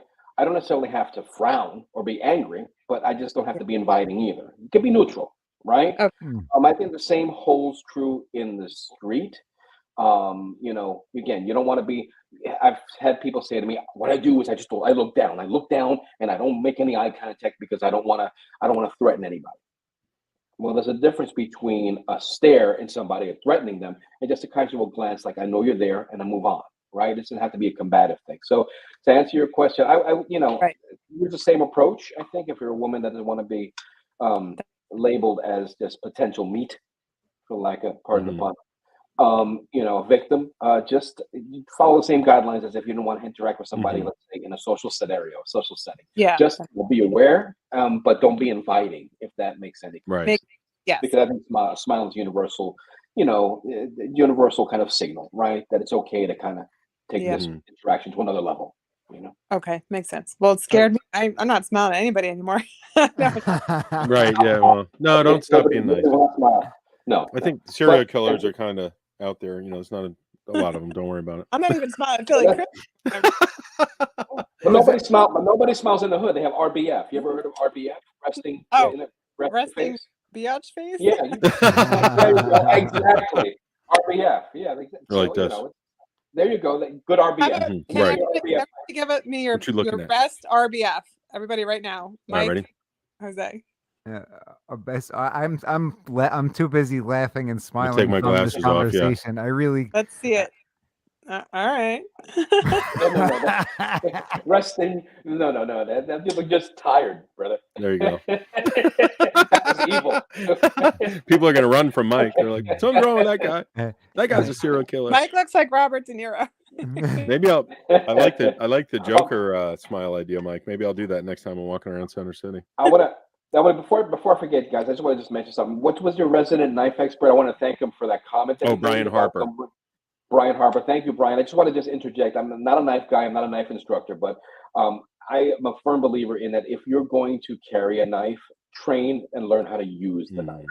Don't carry a knife with some false sense of security, saying, I'm somehow going to be like some kind of magical ninja, because Brian is actually a real ninja, though. I'm sure he is. What I'm saying is, I underscore the importance of, if you're going to carry a knife for self-defense, know how to use a knife, and get trained by a professional. Hundreds of hours of YouTube does not count. I'm sorry, I just laughed because he says, right? I don't carry one, I carry three. And good man. And I think of it this way. Before you carry a knife for self-defense, think about it this way: are you okay if you had to do a knife fight with somebody who just spent maybe 10 years in the penitentiary? They probably know how to use a shank, right? If you feel comfortable, using that knife you carry against someone with an equal skill set, then carry that knife. If not, just in my humble opinion, don't, because too many people carry knives and have no idea what to do, and they end up having it used on them. It's very sad. That's the first thing that Brian said. Yeah, kind of along the lines of what you said about the best gunfights, the one that you avoid. I'm trying to not say the one that don't happen, the one that you avoid. One that don't happen. Did you happen to maybe you didn't catch the episode he was on? This is probably an opportune time to plug that episode, because if anybody is listening now and they didn't see Brian's episode, if you go back and check it out. The episode with Brian, check some of the stories. We'll link it in the description. Put in the show notes. Yeah. But thank you, Brian. One of the things that he mentioned, he's got a similar philosophy. Saying, first thing, what do you do if you got to get in a knife fight? He's like, run away. You're gonna get stabbed. Run away. You're gonna get cut, right? I've taken some defensive classes. Nothing, but it's a common theme. Just hey, listen. First, when one of the introductory knife courses I took, the guy said, "Listen, accept the fact that you're gonna get cut. You're gonna get cut pretty bad." Yeah. So if you have an issue with that, then don't carry a knife. I'm like, okay, bye. In some ways, knives scare me more than guns. I don't know why, but they just seem scarier to me. I feel like I'd almost rather just get shot and instantly killed than be bleeding out on the sidewalk, losing my mind. Cut before. You've probably been cut before, Mike. Chris, you've probably been cut before, right? Maybe a little nick here. So you multiply that by 100. You probably only got almost shot. That's right? kind of what I'm getting at. Yeah. Sorry, Liberty, what are you saying? I have been cut before. No, just when I go on my walks, I always think, like, if I was ever abducted in the back of a car, I just feel like a knife would be perfect. You just slit their throat. I don't know why. Maybe a gun's better. I don't know. I love you, Liberty. I love you so much. I love you too. I love you. But the best abduction is the one that never happens, because you're freaking aware to begin with, right? Yeah, for that, yes. So I'm gonna have to send you that. Maybe text me. I'll send you a link to a really, really good article on situational awareness by Tom Givens. Really great article. Doesn't mean like stereo instructors. And you go, oh, okay, kind of I get it. But yeah. It's an article on throat slitting. Wait, and then followed by the article on throat slitting. Right. Well, I may. Do you know what else you can do in the trunk, Liberty? No, hold on. But oh yeah, that's true. So I need probably a bomb. Anyway, a grenade. No, I may sound naive. Are you teaching basic grenade Hey, next bomb month? Jose? Liberty, just carry a I may bomb, bomb. sound naive. She's Hey going now, to come Scott. Hey to now. bomblawseminar.com. We're going to teach Right. bomb law seminar. Jose, Yeah. are you teaching basic grenade next month over at Philly Firearms Academy? There you go, tactical grenade 101. Tactical Yeah, grenade. that's nuts. But you know What you do is you it's pull funny. the pin, see? Say, Liberty, you brought a really, really good, really good point, right? And again, it's not just, I'm not singling you out. I'm just thinking, if you say to yourself, okay, if I had a knife and I was abducted, I would slit their throats. A lot of people don't think about and really visualize and answer the question: could I actually slit somebody's throat? I mean, Yeah. could I, close and personal, just Absolutely. get in there and really rip it across? If somebody was going to abduct me and I was in the back of a car, you Yeah. better believe Okay. it. Okay, good for you, because a lot of people don't answer that question. Okay. No, it's a good point though. But I will say, I'm just thinking this because Jose, I'm probably you can call me paranoid Liberty. I'm the person you're talking about that's paranoid. I literally think everybody's gonna steal me, even when I go shopping. I mean, every single day. So I could probably teach a seminar. However, there's something I think that they would take my gun from me. I always think I think they could take my gun where they might not see the knife. That's kind of I always picture myself in the back of a vehicle. I probably should stop doing that. But I'm just like, what would I do? Because that's where I don't know. They shove you in the Right. and it's over. I don't know.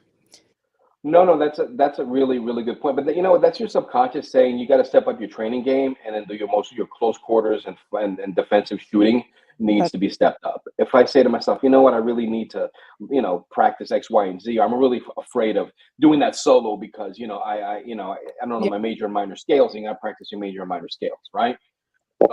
Again, just something to think about. So maybe that's your subconscious saying, just step up your game a little bit. Anytime I'm in a trunk, I bring Brian Harper with me. Nice. I want to meet Brian. I like Brian. We should go up and do some training with him. He keeps offering. I feel bad we haven't made it up there, but we have to connect with him at some point. Oh, that'd be Where phenomenal. we at? Imagine getting all of us in the same room. Get Yeah, that would Jose be and that, Brian. Oh my Here's God. how you shoot him. Here's how you stab him. Right.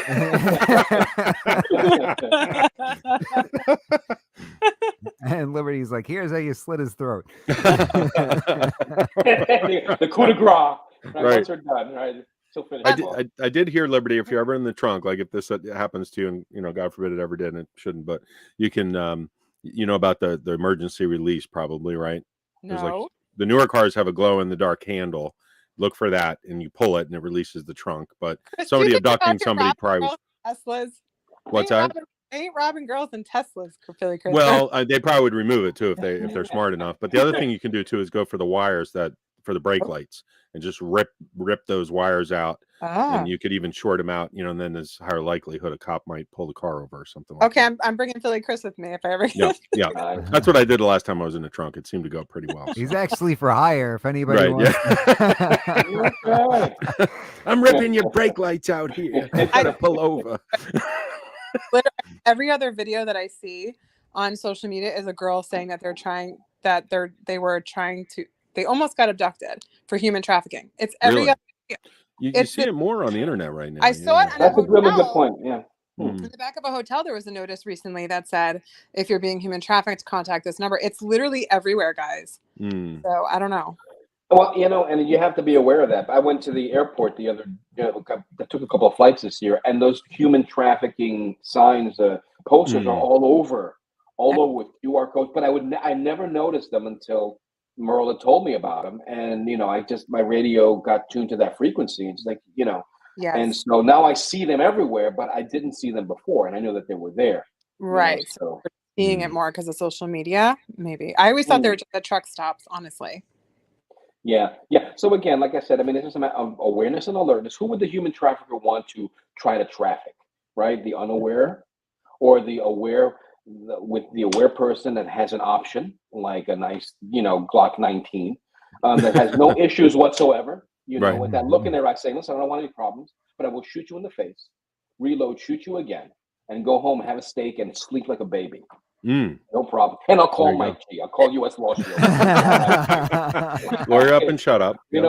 Lawyer up and shut up, right? But yeah. It's one of these things. If you put What, a what Joker, if a woman grows a beard and doesn't take a shower for a few days, and that's the way that they repel the bad guy? What do you think? Some people, some guys may be into that. I don't judge. I don't judge. Have you had it happen to you, Jose, where they're like, "Excuse me"? I will not. Don't ask, don't tell, man. Abduct that hairy-legged one over there. How about the opposite, though, Jose? Have you ever had the experience where you walk into a room because you're a menacing-looking gentleman?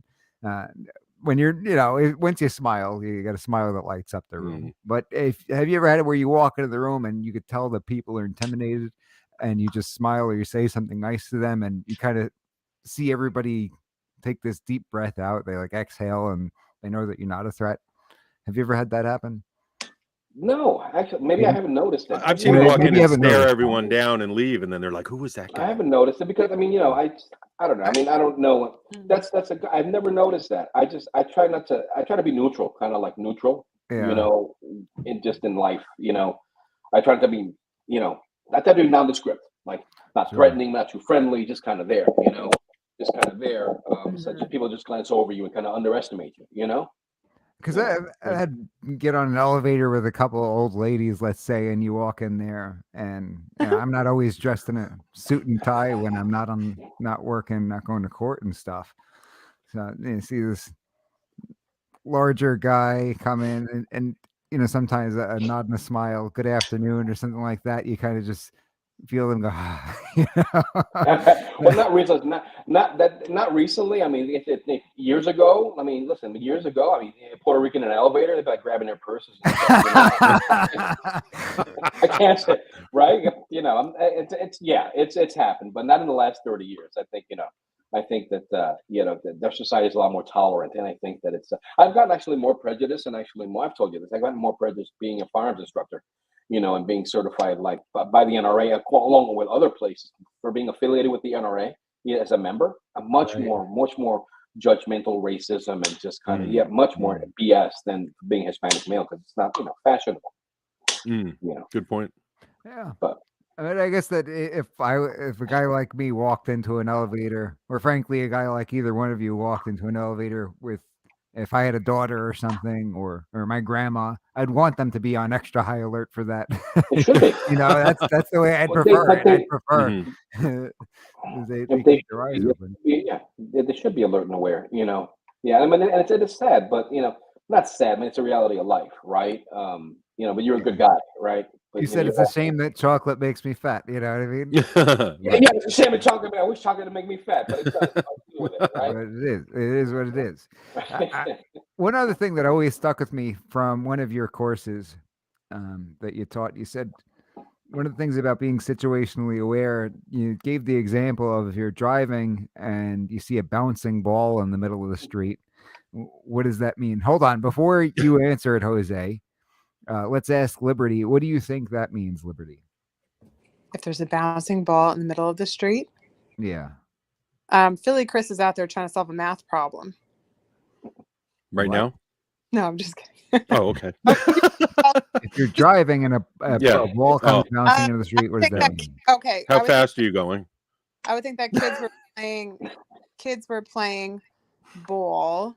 Mm-hmm. Yeah. And then what? Slow down. Why? However, because we're talking about situational awareness, it could be one of those gang things. They're trying to get you to slow down. Okay.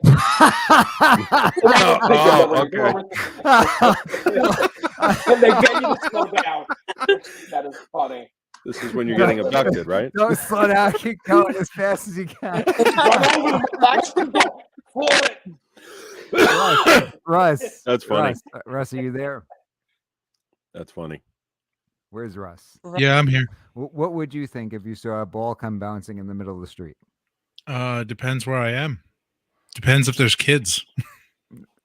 Well, let's say you don't see any kids. What would you think? I would think that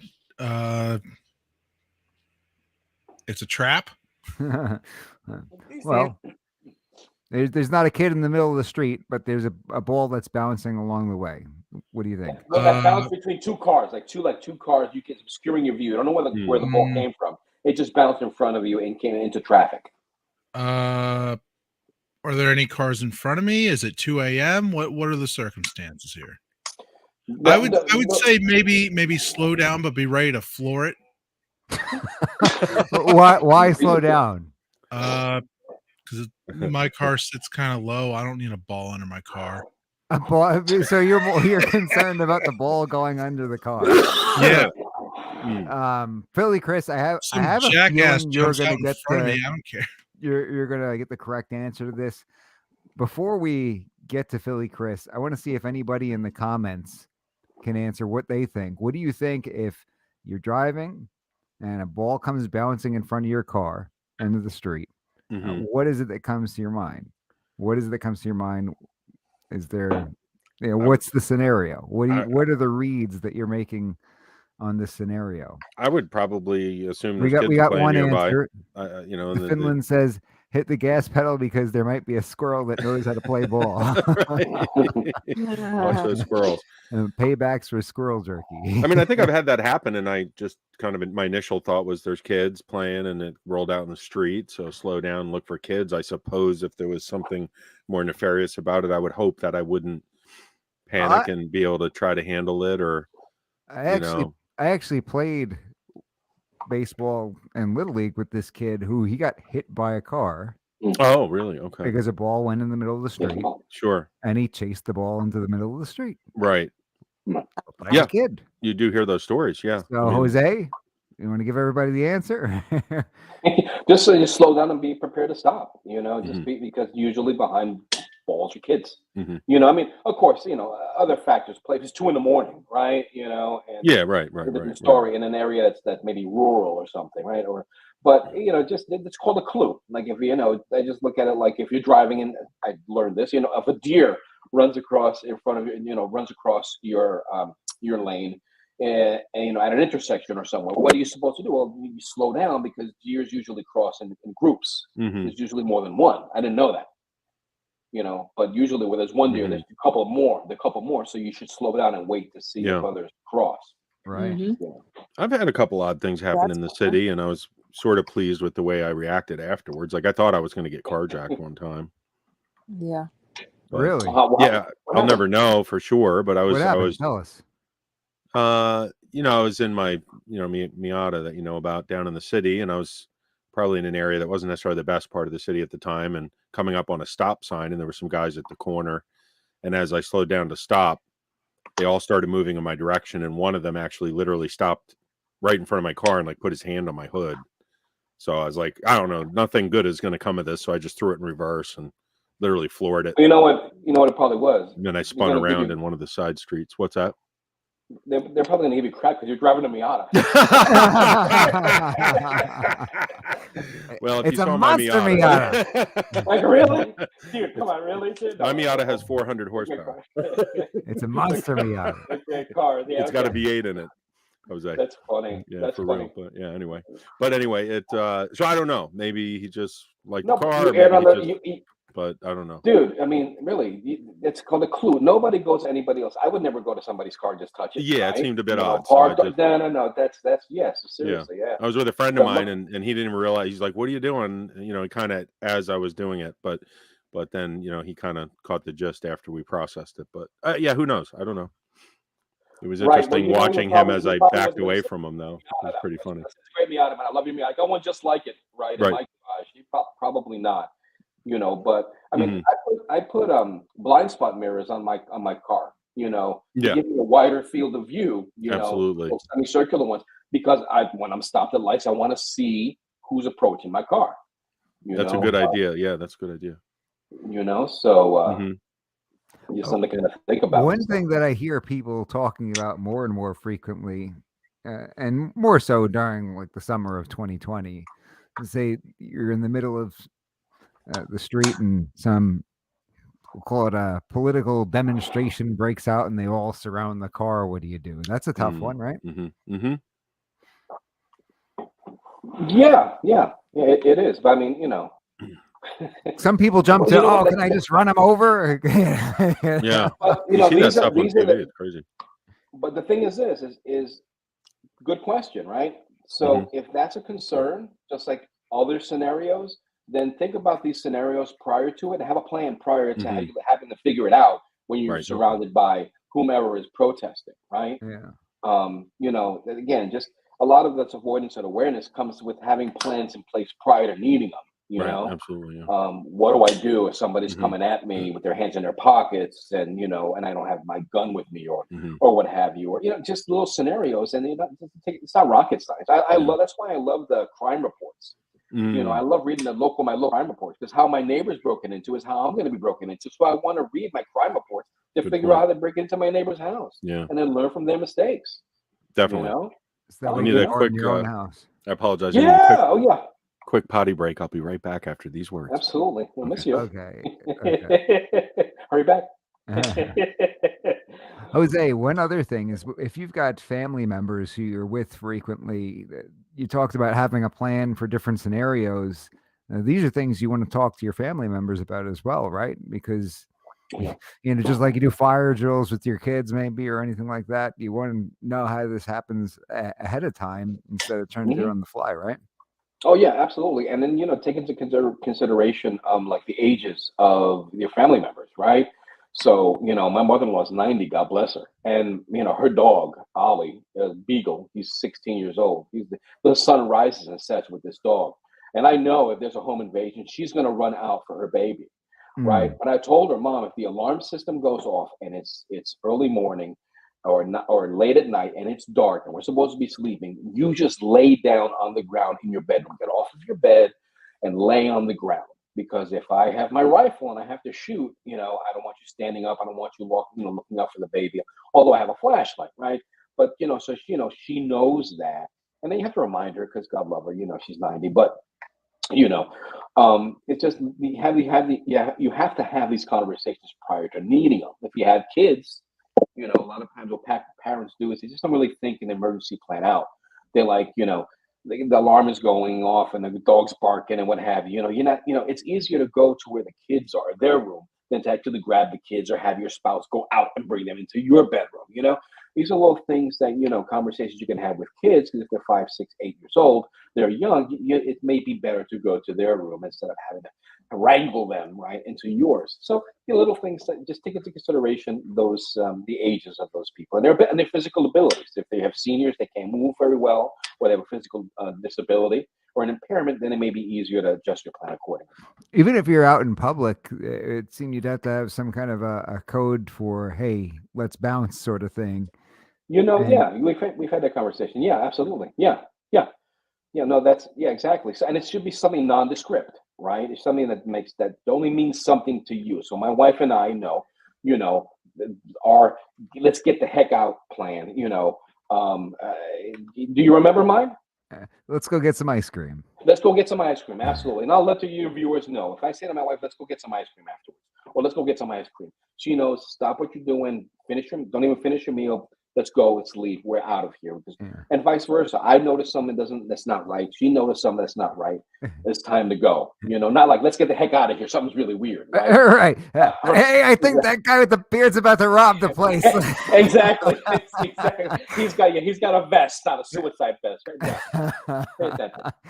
Right. Yeah.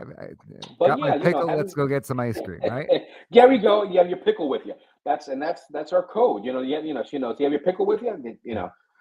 She knows. Do you have your gun with you? Yeah. She doesn't ask me because she knows. How many do I have today? Right? How many pickles? There you go. But yeah, it's I was telling you before, like I was learning from an instructor, and every single one of his fatal gunfights with his students, it was because he didn't carry the gun. And for the last high level instructor course I took, the first thing he said is it's going to be a challenge to tell your student, to convince your students to carry the gun. That's going to be the biggest frustration, is to remind them, to have them commit to carrying the gun all the time. And they're right. Sometimes I think about it twice. I'm like, oh man, really? And then I'm like, then I imagine myself. Like, he said something really. Did I tell you this? He said something really poignant. Tom Gibbons, phenomenal instructor. He said, he made us all think. He said, imagine everybody in your life that depends on you: your spouse, your kids, your family, your parents, your friends.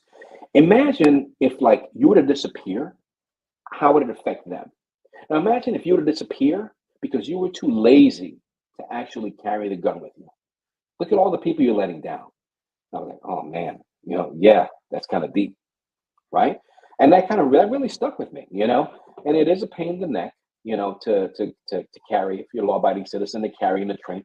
But you think about those people who's gonna have holes in their lives because we were too lazy to actually just strap on an extra, 8 to 12 ounces on our bodies. It keeps me humble. So I remember that, it stuck with me. So I kind of wanted to share it.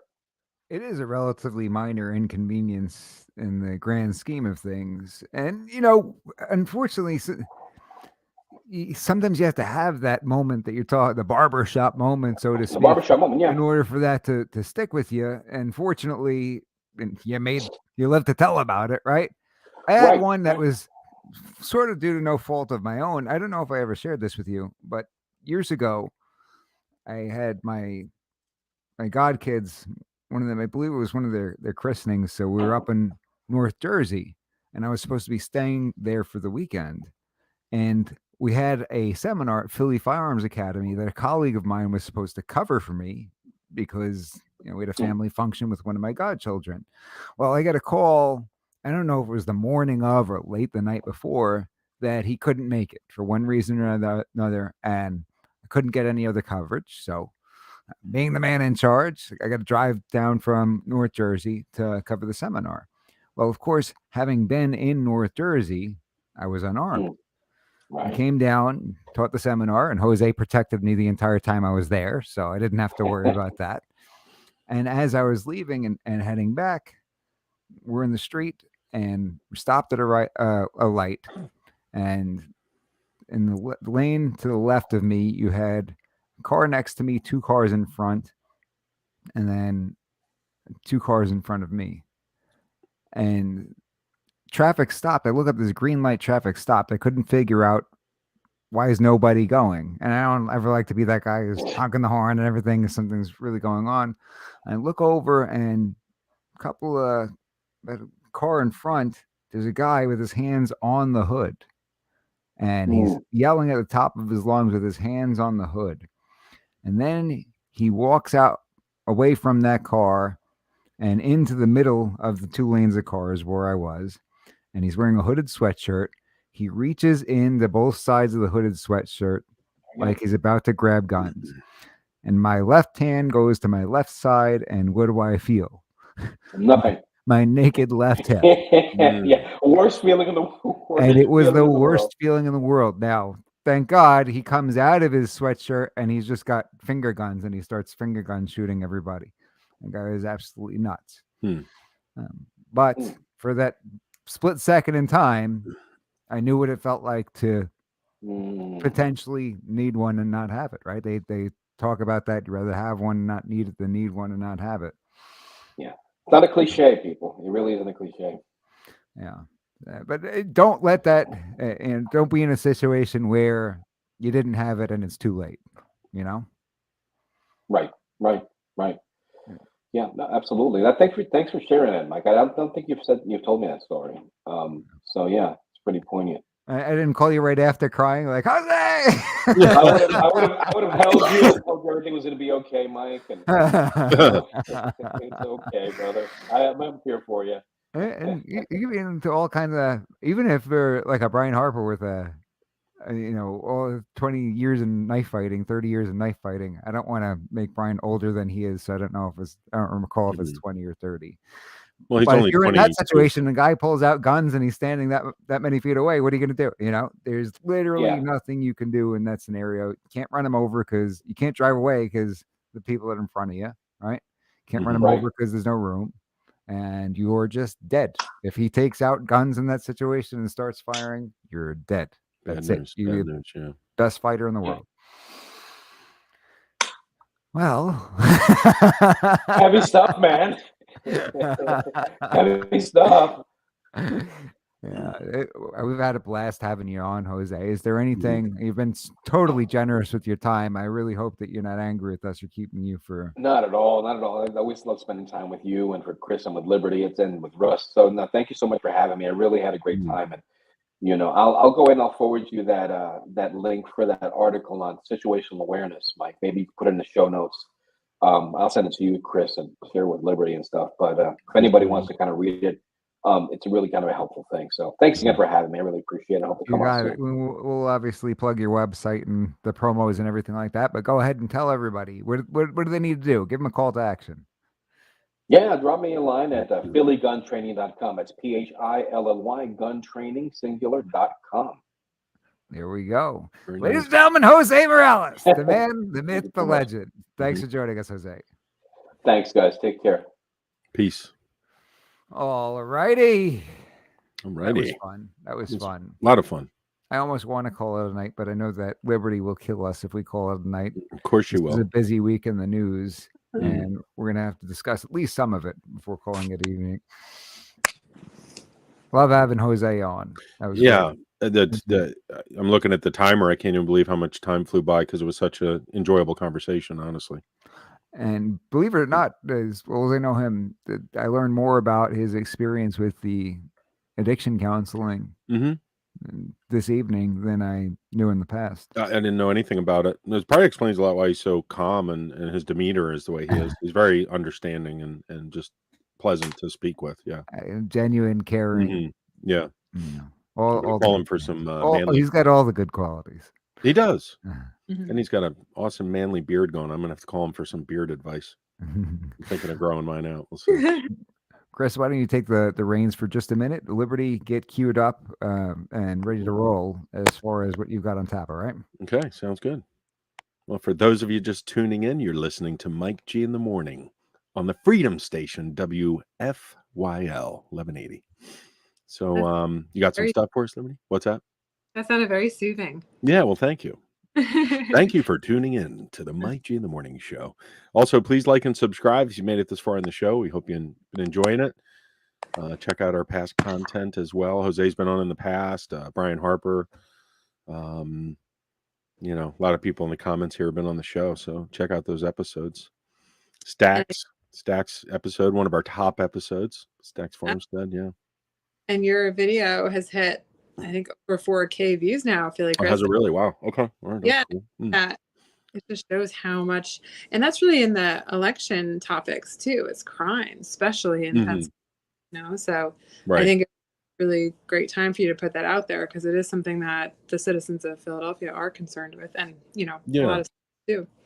But I have some other content I'm going to try to release in the near future, so check out the channel for that as well. And as I've mentioned on the show, and Liberty and Mike and Russ and everybody, I like to see things with my own eyes and hear things with my own ears and go and talk to real people in the real world. So try to continue to do that and learn from it and share those experiences. And hopefully we can all come together because obviously we're quite divided right now, but hopefully things will get better.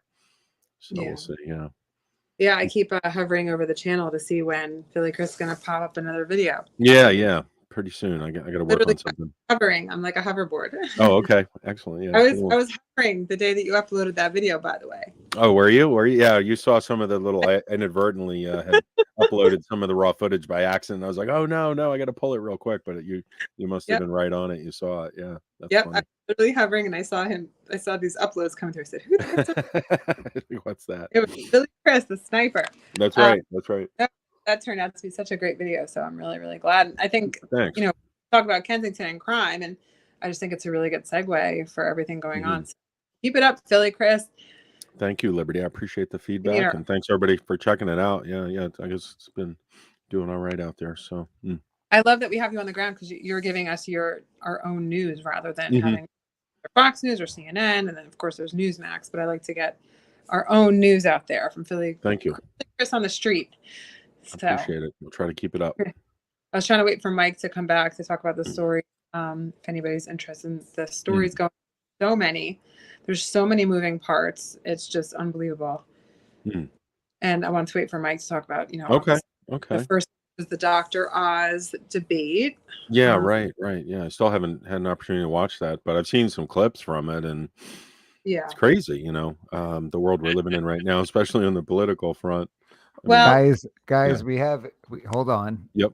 We have a guest who's going to be joining us. Oh, surprise guest.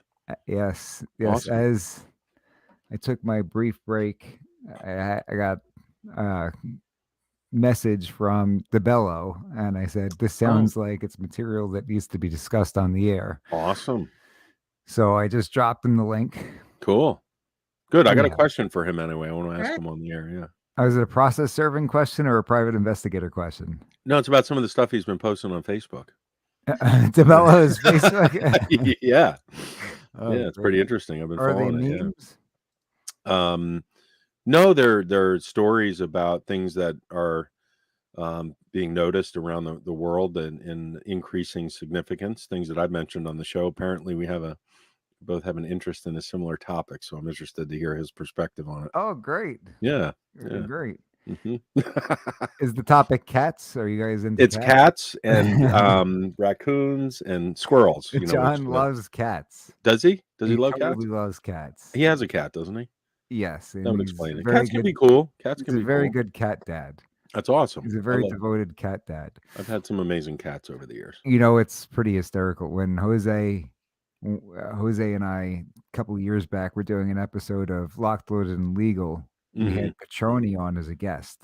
Awesome. God rest his soul. I'd love to watch that. I don't think I've seen And it. you know, Jose is another one. I think Petroni introduced me to Jose, much like Oh, he interesting. introduced you and I.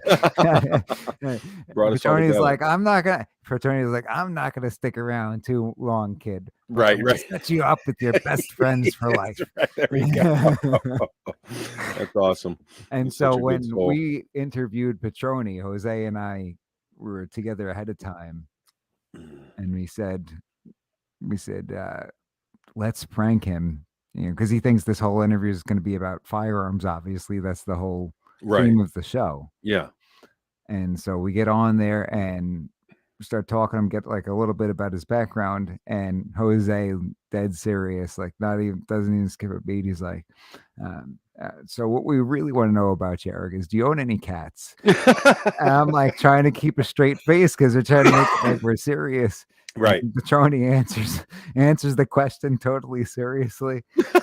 And then Jose, and I think I piped in afterwards and I said, okay, but let's go on to more serious business. What do you think about the soda tax?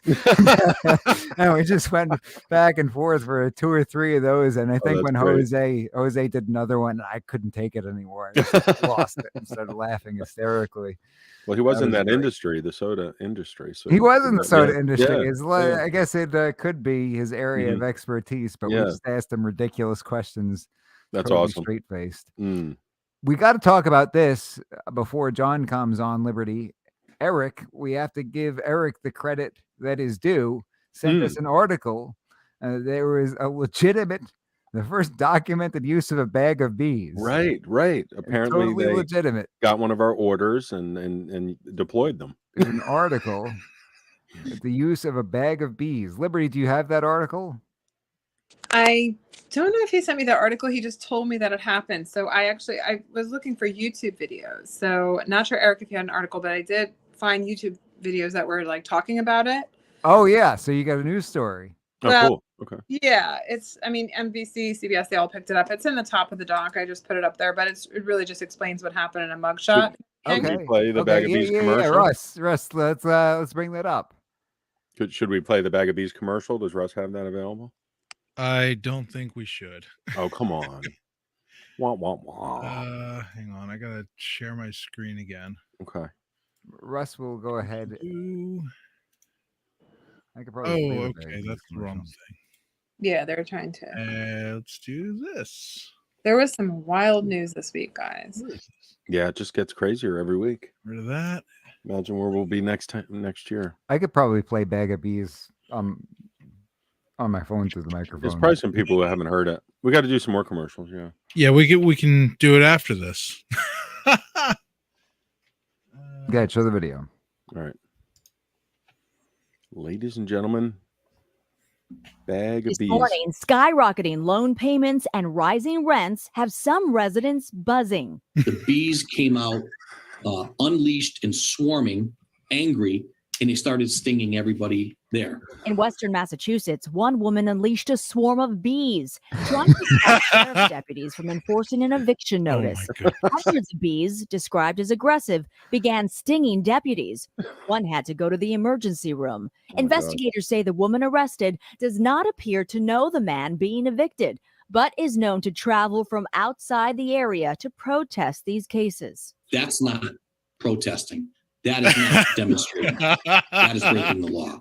Officials say there's a dispute over ownership of the home in regards to a bankruptcy case. Nice house. Comes as homeowners and bet it was tenants across the Sandro. country Yeah. face growing pressure in this post-pandemic economy, with interest rates on loans rising along with rents. Nationally, rents are up 20% from early 2020. Eviction moratoriums put in place during the pandemic have long since expired, and federal aid programs are winding down. Eviction filings in 11 major cities are up significantly. In some areas, more than 20%. Back in Massachusetts, authorities say emotions often run high during evictions, but this Is protester... that a box of bees? Yeah, that looks like the ones you have on the farm, like the hives. Box of backup bees. Yeah. The woman accused of unleashing the bees was released on bail, and the sheriff says the next day she was out again protesting, but this time without the bees. Hi, everyone. George Stephanopoulos here. Oh, shut up. Does she have cobras? Hold on. Oh, you got it? You got it? Well, wait, I got it. Oh, you got it? Okay, it'll sound better if Russ does it, right? Yeah. Guys, I have all. Once again, we predicted the Give me future. a second. We predicted the future. Oh man. Oh my goodness. Bag of bees. She stole our supply from our supplier. It looks like I recognize the hive boxes. It's a patent infringement. Using a box of bees. Right. We have patented bags of bees, box of bees, cobra in a can, and hornets in a hat. What's going to be next? And then the killer hornets came out, killer bees or whatever. Yeah. The murder hornets. hornets. Murder hornets. Thank you. Yeah. Call 1-800-BAG-O bees. Oh, what was that? What was that boop? It's John, but he's just get the bag of bees. John Yeah, knows we gotta it. play John the knows bag of about bees. bag of bees. Hold on, we got to play a commercial so that we can give our sponsors. Sponsor. This episode is sponsored by Bag of Bees. So we got to give them their appropriate. Bees. Ready, Russ? Yeah. All right. Do it. All right. Bees, bag of There bees. we go. Snowflakington here. Have you ever been robbed by an evil billionaire man who came up to you on the street and forcefully stole your wallet? It happens every 15 seconds in this country. Does the thought of owning a gun make you want to hide under the bed and never come out? Well, do I have the perfect solution for you? Fresh on the market, it's Bag of Bees, our patented Ziploc sandwich bag filled with attack bees.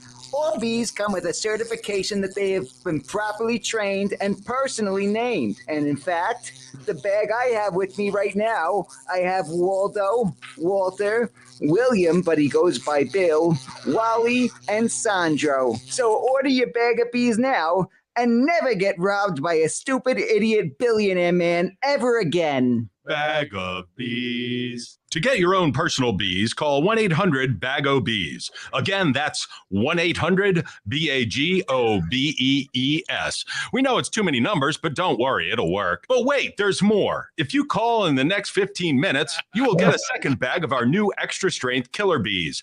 These bees have been genetically modified to be extra angry.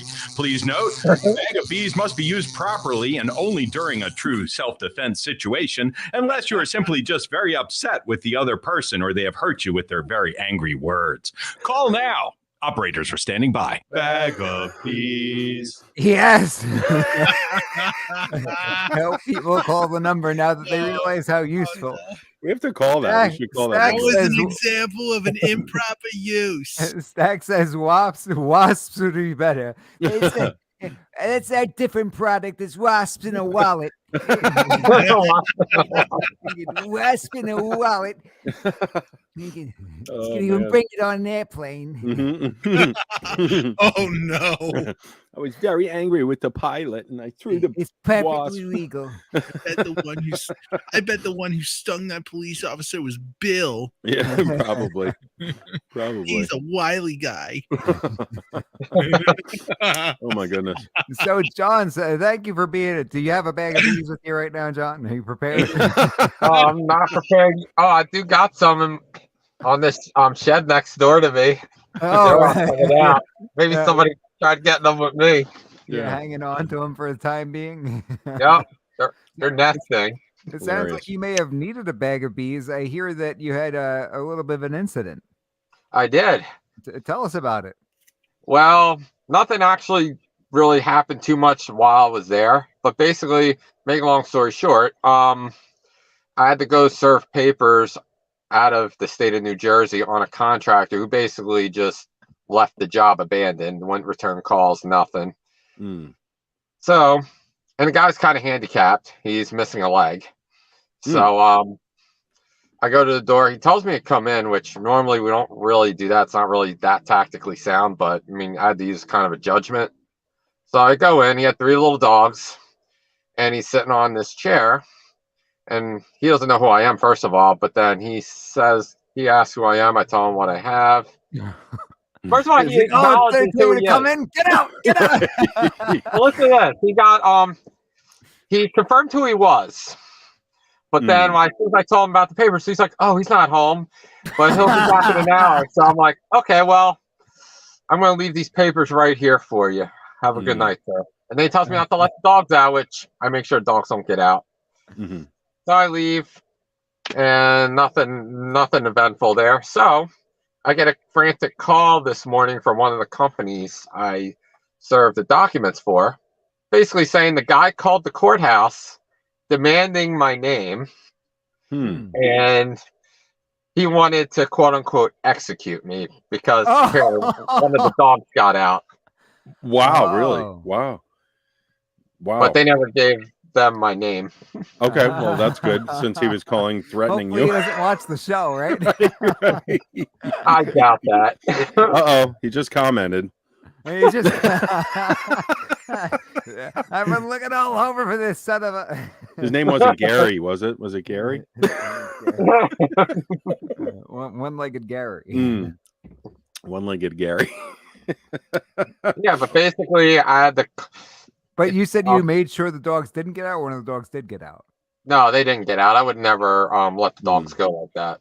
Oh, so he said that, but he's claiming that one of the dogs got out. Yeah, he's claiming one of the dogs got out. It's still missing. And oh my goodness, that's crazy. Wow.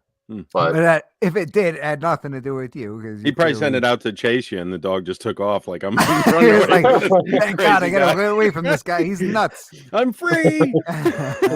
he keeps trying to kick me with that one leg. He keeps claiming he's gonna execute me. Right.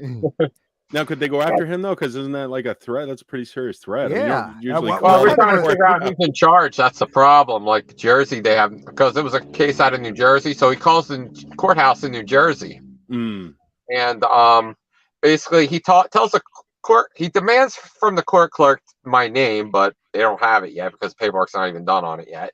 Yeah. And basically he said, "Oh, I want to know his name set. I can execute him." And she's even like, "Excuse me?" And he's like, "Yeah, you heard me." Wow. So and then basically really reported the incident to the sheriff's office, because I guess that's who handles the courthouse over there. Some people just don't know how to stay out of trouble. I know.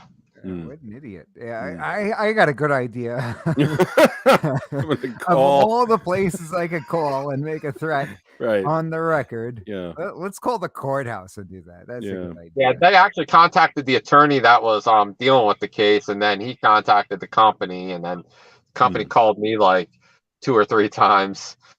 I thought like something got messed up, or I missed a deadline or something, but nope, it was this guy calling in a threat. Wow. Oh, wow. Crazy. Jeez. Yeah, you got to be on high alert now. Yeah. Well, he doesn't know who I am, at least yet. Hmm. But Yeah. they told me to report it to my local police department, which I did, and I got to report it to his police department. Oh, okay. So you got to go back to Jersey in order to do that? Yeah. Or- No, it's actually he lives like 0.8 miles from me. Oh, really? No, don't say that, John. You guys guys Gary, just if you're listening, he's just gonna walk around Right. in a 0.8 I mile don't know how he's radius gonna now walk around. until he finds you. he can literally walk to you. Oh goodness. That's Terrifying. I don't think he can. Yeah. Well, you'd have picked the wrong guy. You can take care of yourself. That's right. That's right. Yeah, definitely. The Finland says $5,000. I'll kidnap the dog. I don't kidnap the dogs. The dogs didn't do anything wrong. Say rescue. I guess rescue rescue the the dogs. dogs. Rescue Right? the dogs. Yeah. And rescue the dogs. Yeah. We were talking about how you were quite the cat lover. Mm. Oh, It's yeah. the word on the I street. have 2 cats. Stax says, "Good night, everyone." Give Stax a good night. Good night, Stacks. Peace and Good love, night, brother. Zach. Hey Good now. night, Stax. Night, Yeah, Stax. John, tell us a little bit about your love for cats. Well, I ended up with these 2 bundles of angels. Mm.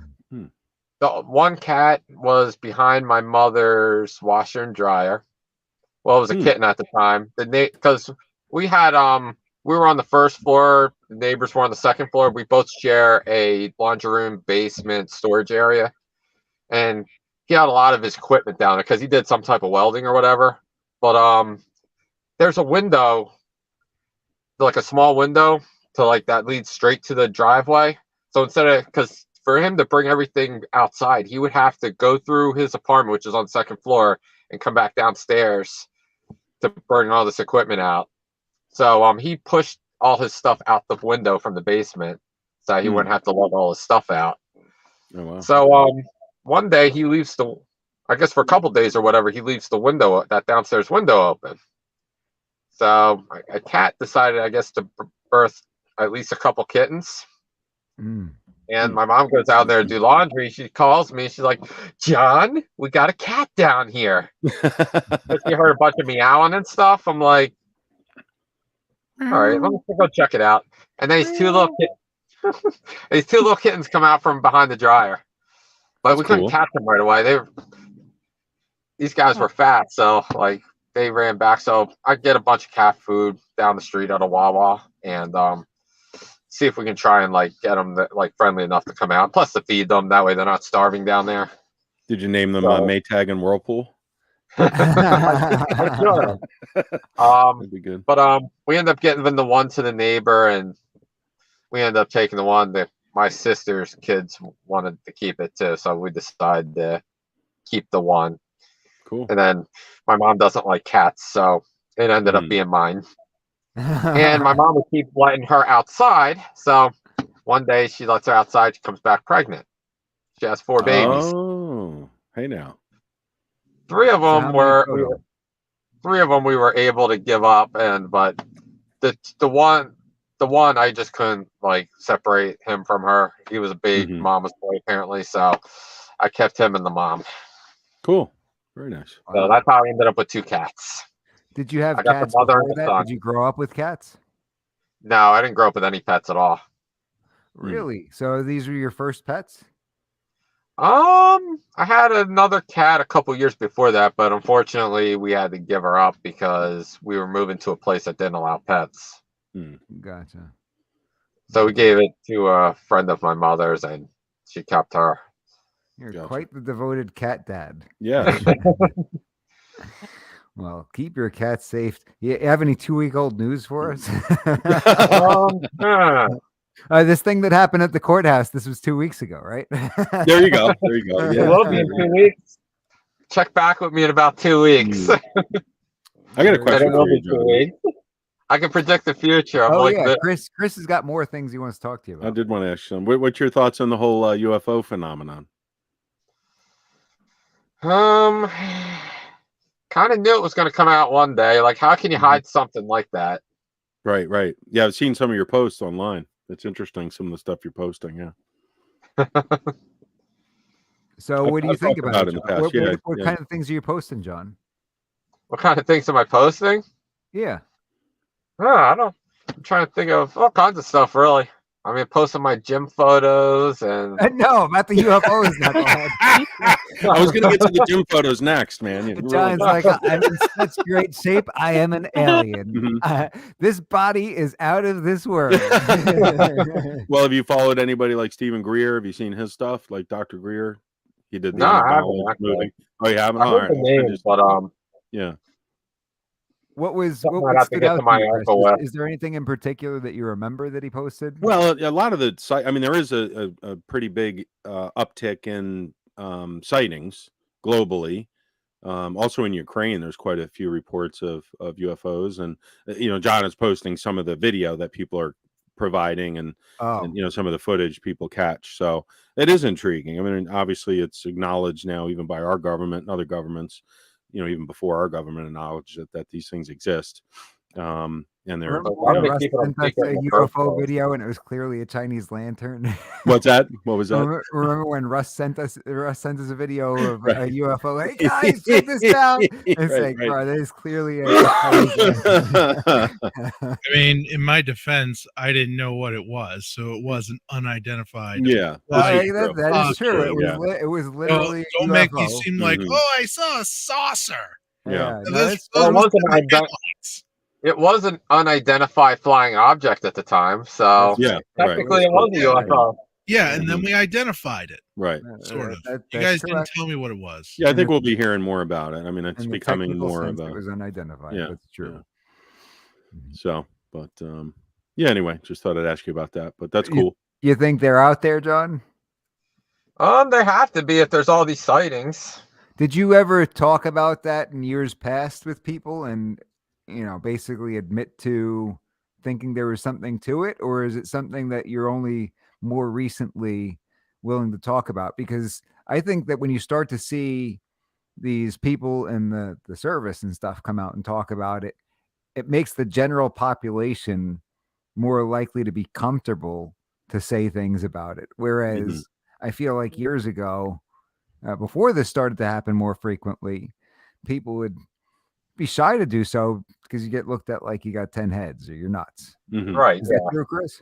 Well, they use that as a tactic to keep it secretive and hidden from the public because they actually intentionally would mock people, and the media, he was involved in that in movies and things when you look back, and people have even acknowledged being involved in those pieces of propaganda, I guess you could call them. So, but now they're slowly normalizing it for whatever reason. But yeah, it'll be interesting to see where it goes. But I just thought it was pretty interesting that you were posting some things about that, John. How about you, John? Is this something that more recently you felt more comfortable talking about? It didn't really faze me that much, really. I mean, like, I do know they're starting to like come out with everything though now.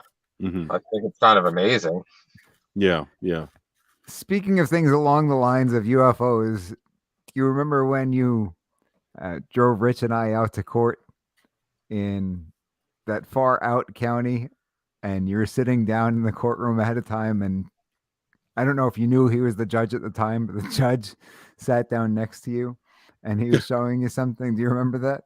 Oh yeah, that was I don't remember what county that was. Don't say who it was or which county. Don't say that. But do you remember what he was showing you? Yeah, actually. Oh no, it was Bigfoot he was showing me. Oh yeah? Was it? Yeah, it was like a sighting, kind of like a blurred out picture a little bit, but John comes over to me before the hearing starts. He's like, that's the judge. He just showed me. He said, just sat next to me. He showed me a picture on his cell phone. Says his friend saw Bigfoot over the weekend. That's awesome. That's cool. I said, we are screwed.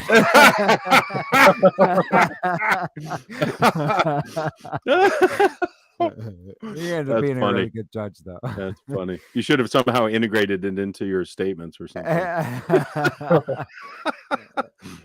Yeah. And for those of you out here who believe in Bigfoot, like I do, This case represents. You'd know my guy's not guilty, right? Of course, the government's going to tell us that he's guilty. They also Right. tell us that Bigfoot's not real. Come Right, on. exactly. I like this guy. I like this attorney. Despite all the evidence to the contrary. Bigfoot in a box, Russ said. That's Bigfoot in a box. That'd be a pretty big box. Yeah, there would be. Yeah. A huge No, box. we actually It's the biggest box. It's the biggest box, believe me. biggest box. It's the best box. Bigfoot Every had other the box biggest is feet, tiny we in tell you. comparison. Amazon won't deliver it. Yeah, That's right. not to order it. Amazon can't even deliver it. It's so huge. I got the biggest, best Bigfoot in the box. Everybody knows it, believe me. It's actually the biggest Bigfoot. It's the one that I own. That's funny. Liberty, we're kind of drowning you out over here with our discussions about Bigfoot and cats. Well, And UFOs. I don't know if you guys can handle my stories this week, so I don't know. What do we got? No, I mean, do you want to wait till next week? It's getting late, or what do you think? Nah, go ahead. All right. Go ahead. Give us like 20 minutes worth. 20 minutes. Well, you guys usually comment on the stories, which is why it takes so long. All right. But Are basically, you saying that you're incapable of giving us stories that would last 20 minutes? Is that what you're saying? It's not nearly enough time to cover anything. I'm sure everybody's already seen the video. She's like, well, you might as well just end the show now. Forget my stories. So number one is the pickaxe video to the home. I was interested to see Mike and Chris and even John's thoughts on that. I'm sure everybody has seen it. I don't know if it's already played out. Have you guys seen it? Yeah, why not bring it up, Russ? I haven't seen it. The It's one pickaxe of- video. It's been played over and over again, so it wasn't my John, main do you have time to stick around with us? Yeah, I could stick around for a few. Yeah. John's just on the show tonight. And Yeah, my biggest welcome. question, my takeaway was, what would you guys do? What would you have done? It is, I believe it's California, so I guess the answer changes based on the state. Full screen that, baby.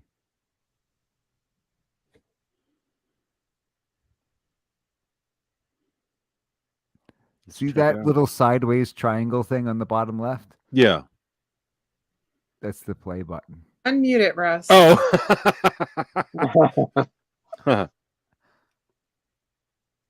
Oh. Oh, what the heck What is going is this on guy here? doing? Whoa. A gal in a dress. Looks like a witch or something. Oh, man. Oh, my Screams from the goodness. infant's grandmother who's babysitting. It's a terrifying attack. The assailant, armed with the axe, is wearing a fancy floral skirt. Cops say she's 65 years old.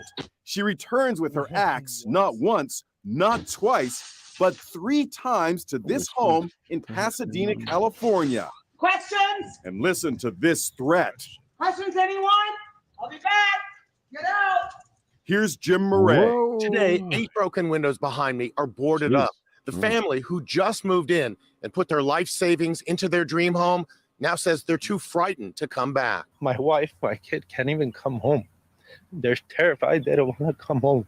He says if it weren't Yeah, for no the kidding. quick-thinking grandmother, it would have been much worse. She immediately grabbed the baby. And then as she looked up, she sees this crazy lady with a massive pickaxe about to swing it again. If she was 5 seconds late, my daughter would no longer be with us. Look at the giant shards of glass in the baby's bassinet. Oh, wow. That's The axe-wielding woman lives here just around the corner.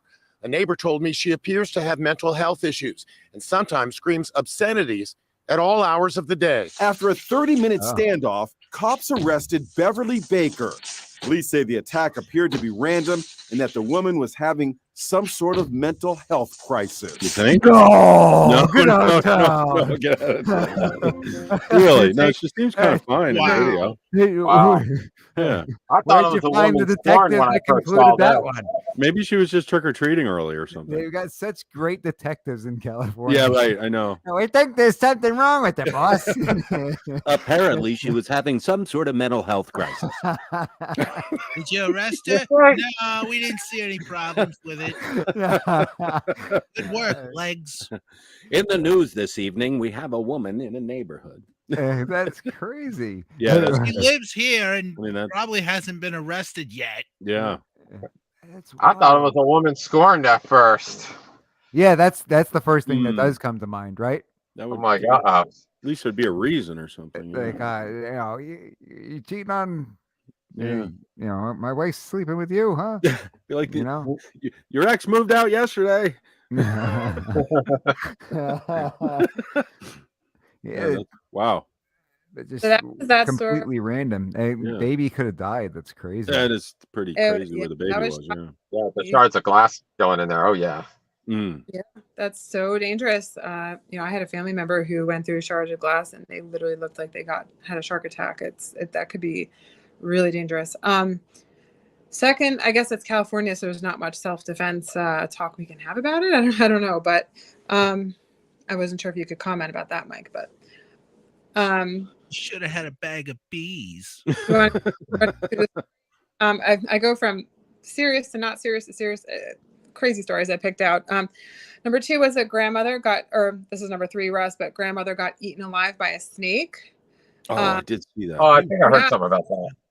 And she went out to go, gather some stuff somewhere, and she went for a walk, and they found her eaten alive. And I just imagine Mike, because Mike hates snakes. So can you imagine? Not down with snakes. Giant snake. Yeah. I don't like snakes either. Some of those snakes what's this over in other parts of the world they're just monsters. Where was Literally this? monsters. That- They're somewhere in Asia or something. I That think, sounds yeah. like 1,000 ways to die that you don't want to die. Yeah, I saw them open the I snake. thought it up was and Venezuela actually. pull her out. Yeah. Yeah, somewhere. So there was a picture, not sure if it's pulling up, Russ, but It was actually West Philly. That pickaxe lady was so crazy the way. Yeah, was She saying looked any crazy question. too, like with her getup, whatever she was wearing. It is so creepy. She looked younger than. Didn't they say she was in her 60s or something? She didn't appear to be that old, but Totally Anyway. creepy. And I love how they show her house too. They're like, "This is where she right lives." here's where she Like, lives it's in case. like 1,000 angry people. The pickaxe show up. Yeah, really. Yeah. Although you have to be seriously in a mental. Okay, altered state, the so. snake one leads to the pickaxe lady. I don't know what the problem. all right. No, I'm gonna confuse them. Okay. Oh, maybe is it this one? This one doesn't have a number.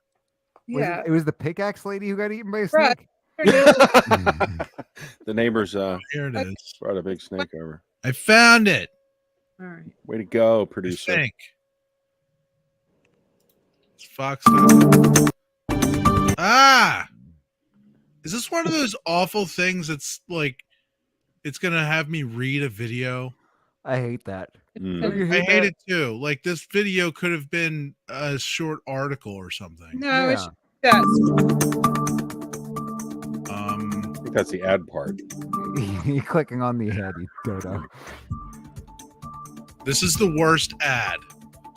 Yeah, well, This is don't the watch it. worst You don't kind have. of No. I'm supposed to read a video. Oh my God, Russ, just scroll down. That's what I did. I scrolled down the article and I found it. Okay, well, There you go. There it Thank is. you. There it is. Good. oh, what? Why is this back? Russ, I thought you had. Fox Hold on. Hold sucks. on. Don't you give us like 20-minute lectures on some program called Piehole where you don't get ads and stuff like It's that? not. It Mm. it blocks it on a server level. You have to update the list. I like Scott's Apparently comment. This one wasn't So it on- doesn't work. or that was just an awful video. It's Fox News's fault. That's whose website. You can blame Fox. Blame. Anyway, I blame them. Yep. So there's a lady inside that snake. Yeah. In That an is not a awful tiny vertical snake. photo. No. No, it's the python, Mike. 22 foot long.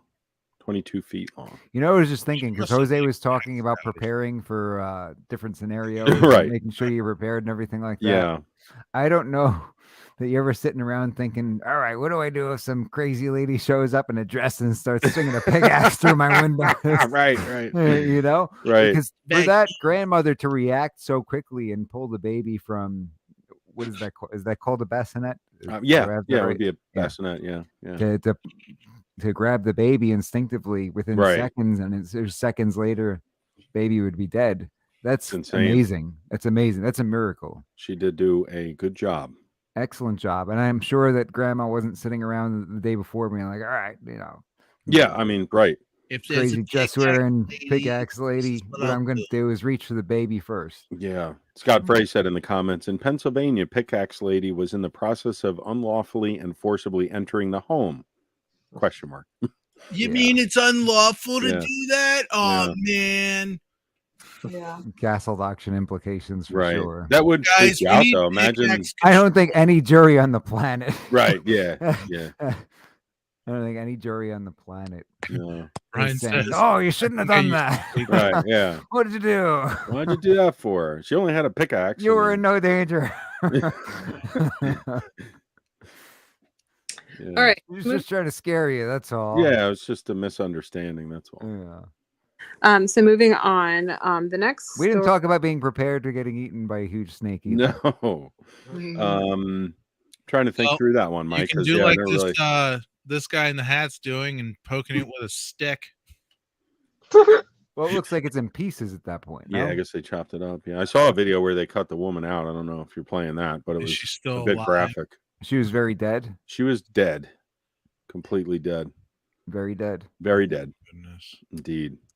So do you guys want the serious story next or the funny story? Maybe we should transition to funny and then come Were, back to were the serious. first two Yeah. serious or funny?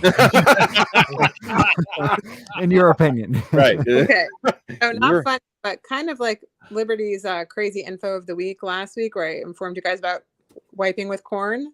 Oh, right, right.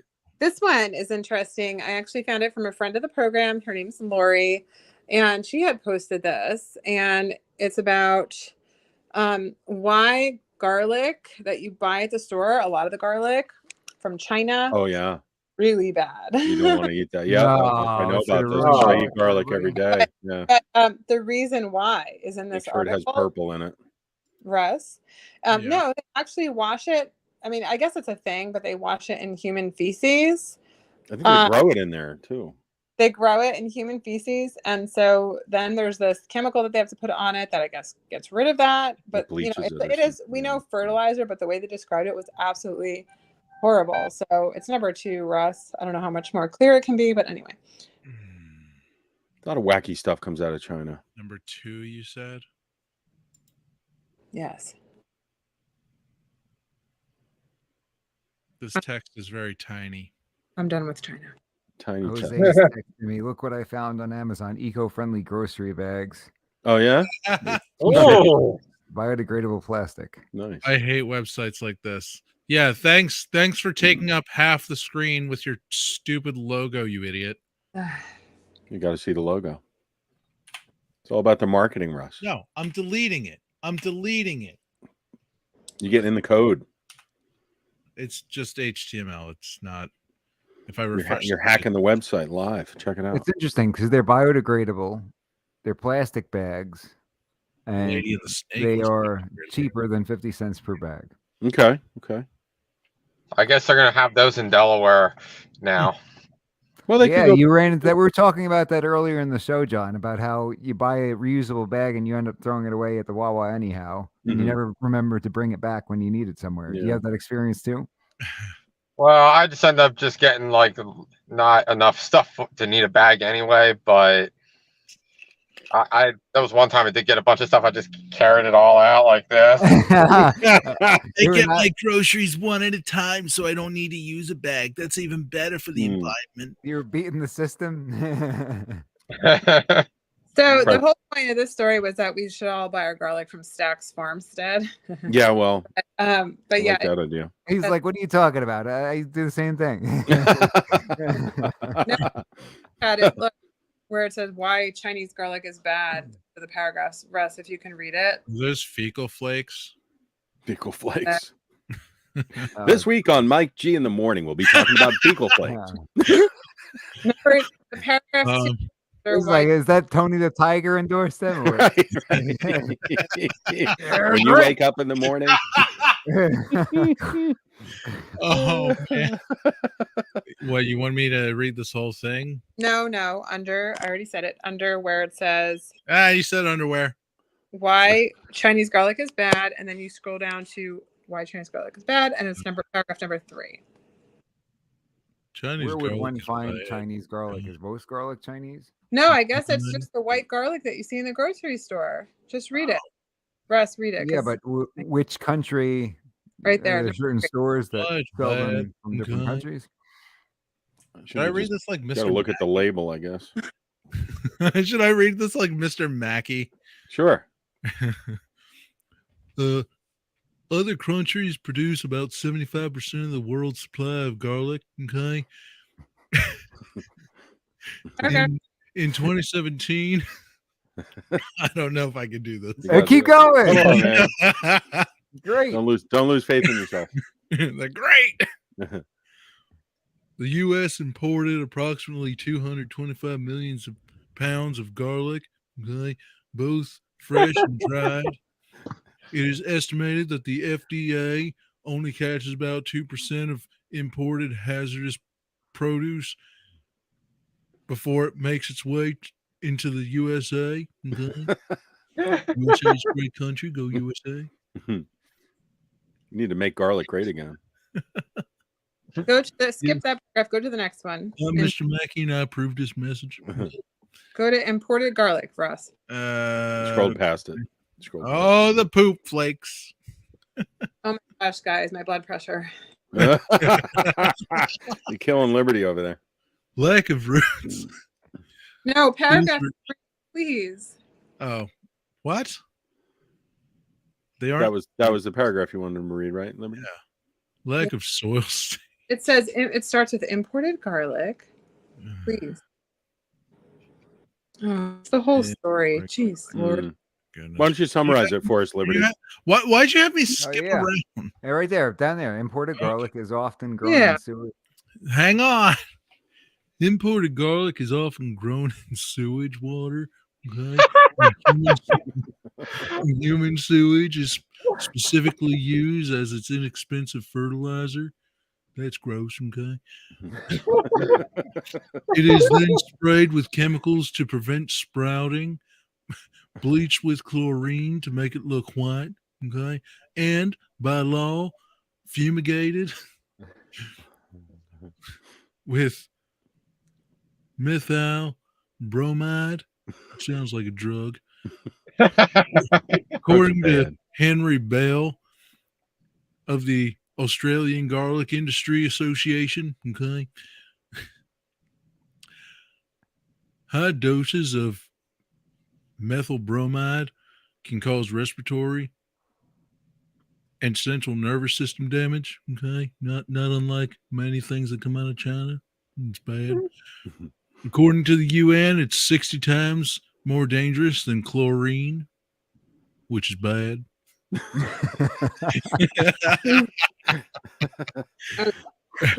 Is there any more you want me to read? Yeah, actually really funny. I like that voice. Oh wait, so one more paragraph. Oh my gosh. This one every time? Yeah. Okay. Every time imported garlic from a specific country is tested, we're not going to say China because it's racist, okay? It tests positive for toxic chemicals, pathogens, and heavy metals, including lead, arsenic, chlorine, methyl bromide, melamine, E. coli, and the list goes on. Wow, that's okay? amazing, man. Talc is in there as well. Oh gosh, the next one. You got to ruin everything. Oh no. I love garlic. The Chinese ruin everything. This applies not only to raw garlic, but also garlic powder and garlic oil. I didn't know there was garlic oil. Oh my gosh. Check your species and pre-made sauces. Okay. That's spices. How can I tell the difference between U.S. grown garlic and imported Chinese grown garlic? I don't know. I should probably read some more. This is a picture of garlic grown in the U.S. It has roots. Those are roots, not poop flakes. Okay. Lack of roots. It is required by the FDA that all roots be removed from imported produce to prevent soil borne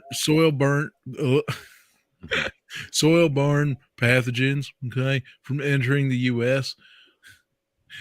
This is not a requirement for U.S. garlic farmers, so they often leave the roots attached.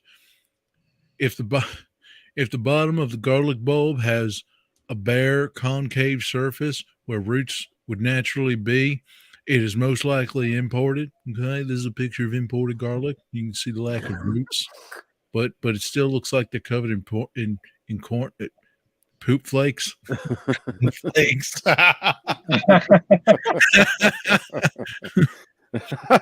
Looks kind of like a dirty. Never mind. So there we have it. But that's terrifying that it's in Defend garlic against powder and butthole everything garlic? like that. Yeah, If you right, go that's to a what I- restaurant. If you go to a restaurant, how do you know they're not using it? Yeah, right. There's some man. I think they're doing this stuff. That's on why purpose, you should man. bring your own garlic. Doing it on purpose. Well, I mean, they know what they're doing. They know what they're doing. They know what they're doing. Like the stuff they did with the baby formula too. Did Like, somebody poop in your garlic flakes? I mean, it's profit. I mean, they're purposely doing it because it's cheaper to produce, but they also have to know there's a health hazard. It's just ridiculous. absolutely. Raise awareness. I'm fed up. I'm fed up with all of it. Trying to raise awareness of garlic poop flakes. People in my family have died from COVID. I'm done with China. I'm just saying. Anyway, Gonna give up Amazon? So I was gonna say back. I did. Sorry, you guys done commenting on that one? Yeah. Okay, I suppose. Okay. That's actually funny, Russ. We should have you do that once a week with these weird. What with my weird voice, Mr. Mackey, Mr. It was actually very soothing. It was kind of like Bill Clinton. Here. I can tell you this garlic, garlic, not a single bulb. I never told anybody to poop on the garlic. I swear. We should have Slick Willie. These allegations are false, and I need to get back to work for the American people. These are false allegations. You can talk to my lawyer, Mr. Mackey. Okay. Slick Willie and Mr. Mackey have like. All right, one more. They should do a One more. commercial together. Okay, so my last story I'm going to bring up is, oh my gosh. So liveaction.org has brought to the attention that The Guardian has changed the look of a 10-week-old fetus to look less like a baby, or have they? I guess they're bringing up this, and they claim that they did, I believe. Don't like to spread any information, but basically the article is a very scientific versus what, and people, and we could probably talk to Marlene about this next week, but no, don't go to that one first, Ross. Oh wait, no, maybe that is the one. So one of them, they've, according to sources, seem to have literally changed what it looks like at like 9 weeks. And then I put the original article there and then the other article. So the article Russ brought up is basically the article that says they're wrong, you know. Oh, okay. They've made it look more like just tissue rather than an actual, you know, the parts. Yeah, so they made it look like that. So they're showing they made it people look who want like an cocaine. They're showing people on abortion that it actually doesn't really look like a baby, and people are getting relief, saying, "Oh, okay, it doesn't really look like a baby." So choosing, you know, maybe choosing abortion more because of that. They're disconnecting that it's an actual living being. Well, it has come to my attention that The Guardian is a disgrace. Yeah, they change things to make it really fake. And I'm they sure should not Marlene be will be trusted. all over this story, but it's absolutely horrible. And then, so if you go to, that was the original article, and then the Catholic or Catholic News Agency, if you go to that Wait, article. so what's the original? Let me see what they said. This No. is the original. This Like is the that, they're original. showing that as their picture. They're saying that's what it looks like. Yes, so they're saying this is what it looks like. No worries, it's not. Doesn't look like a fetus. It's all about disconnecting the mother from that. It's an actual living being. It's just a clump of Just some cotton. tissue. You know, this is what they're What saying. of that? Right there in the middle. Where Yeah. were the fact checkers for this one? Right. I don't know, but Why would they cover it? They in, like, took what's the a other paid stuff? vacation. What's the other I- stuff that's there? looks like they like maybe you know, really cleaned it and kind of took it out in different parts. You know, I mean, obviously it's graphic what happens. It is what it is, you know. It's but they're making it just look like tissue, right, guys? So Yeah. you know what I'm saying. Wow, Well, after they remove that's it, how I you know, use a ruler. I with measure tools, at the 6 you and a know. half inch line. Yeah, right. Yeah, Especially seriously. for this tiny. Right. Yeah. So then go to Oh, Very scientific. yeah. wait a minute. Yeah. So you guys understand the point. They're trying to make it very exactly scientific. That is just tissue. It actually looks like a cotton ball. Yeah. Well, I think they used a shredded cotton ball. they're trying to make people feel less guilty about it. They're less of a connection. This isn't a big deal. That's the mindset. And so then the Catholic News Agency, I guess, came in and said, "Oh, no, and they have doctors, saying, I mean, women are commenting on it, saying, 'Are you kidding me? I heard the heartbeat. You can see that looks like a tiny, little has fingers or feet start developing at I believe 9 or 10 weeks.'" So, wow. Pull up the other article. This article was amended on. Hang on. This article was amended on 19 October 2022. We wrote our date backwards, by the way, to include the detail that 9 weeks of the nascent embryo is not easily discernible to the naked eye. Okay. Okay. What do you think I should donate to these guys? There's no option for 2 middle fingers. Oh, don't worry. They don't look like middle fingers. They look like cotton balls. Yeah. So pull up the second article. Yeah, this one, and then it's straight up saying they're wrong. So. Jeez. I'm not sure, Russ, if you can slow down and kind of read a couple lines from there about Mr. But I think. Okay. Where would you like me to start? Just pull up some parts. It's misleading. Images claim there's no visible embryo. Go ahead. Read that one. You basically covered it. Use your critical reading He skill. basically covered it. Exactly. An article published this week by The Guardian that purports to show that an unborn child is not visible. That's in quotes for those who can't see. Until after 10 weeks of pregnancy, it is, quote, intentionally misleading, says a board certified OBGYN. Okay. The photos accompanying the article, she says, have been manipulated because the embryo would be clearly visible at this stage of development. Okay. Misleading images claim no visible embryo. The article title was "What a Pregnancy Actually Looks Like Before 10 Weeks." Oh, okay. So in 10 weeks, it does nothing and looks like a cotton ball, but then it just morphs into a human after that. Well, they're showing it after it's removed too. So that's there's totally different thing going on there. It looks like a cotton ball. I don't think they actually took pictures of anything but a cotton ball in a petri dish.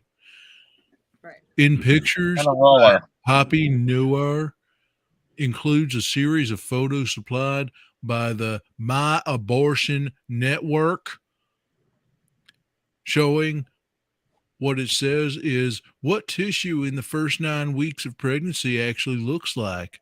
They said it like that too.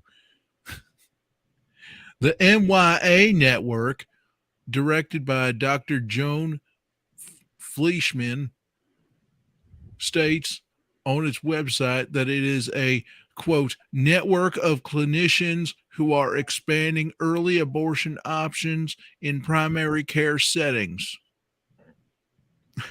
The group offers consultations for early abortions, okay, primarily by abortion pills that women can take at home because it's cheaper than using a vacuum or a hanger. The Guardian's article states that, quote, patients may come in for an abortion fearful, having looked at images online. Well, yeah, because you're referring to the many images showing the humanity of an unborn child, even in the earliest stages of pregnancy. Crazy. Flashman said these images make many people, quote, expect to see a little fetus with hands, a developed miniature body, a developed miniature baby, okay? The photos included in the article, however, okay, do not appear to include the embryo at all. Instead, they depict white pieces of gestational sac and surrounding decidual tissue. Fleischman says patients are stunned How are people still listening to this right now? I know. I was almost ready to quit the show for a minute. Night, I'm like, everybody. what are we doing? And by good night, do you mean we can start the debate now? Good night, everybody. Yeah. Okay. Got some loyal fans out there, let me tell you. John, you've got to come on to discuss your comeback story within the next few weeks. Would you do that? Yeah, I can do that. John's got a truly amazing story. Been through quite a bit of adversity through the course of his life, and he's still standing, still kicking, still getting threatened to be executed. Yeah, yeah, right. Yeah, aren't you glad you made it, John? It was gutsy of you to go inside the guy's house. Yeah, sure, I'll come in. You're served. What? Oh, he won't be home for another hour. Yeah, right. I'm like, yeah, right. Oh, I forgot to mention earlier too. The people who hired me to serve the papers described the guy to a T, including the missing leg. Yeah. Well, kind of hard. Not only did he acknowledge himself the first time, he like matched the description to He's a like, does T. he have a missing leg too? He's like, well, yes. So you both have missing legs? Like, well, you know what they say, birds of a feather. Right. At least he couldn't really chase you, I guess. The missing leg support group. Is John home? He's How did he lose upstairs his taking a leg? bath. He'll call you when he gets out. You know how he lost his leg, or you probably don't know. I don't know. Yeah. All right, I'm gonna wind us down, okay? Thank you, Michael. Just one quick side note. It looks like Dr. Christina Francis was the one who said these photos were manipulated. So she had been on our show, and I heard that she was on a very famous Well, program in the Philadelphia area. but this Oh, is really? this is a serious story, so I just want to get that out there. Yeah. That's all we got for today. Stick around for We the People, the Constitution Matters. Pastor David Whitney, Professor Philadelphia. I'll be joining as your legal analyst. We miss you, Ellie. Daddy loves you.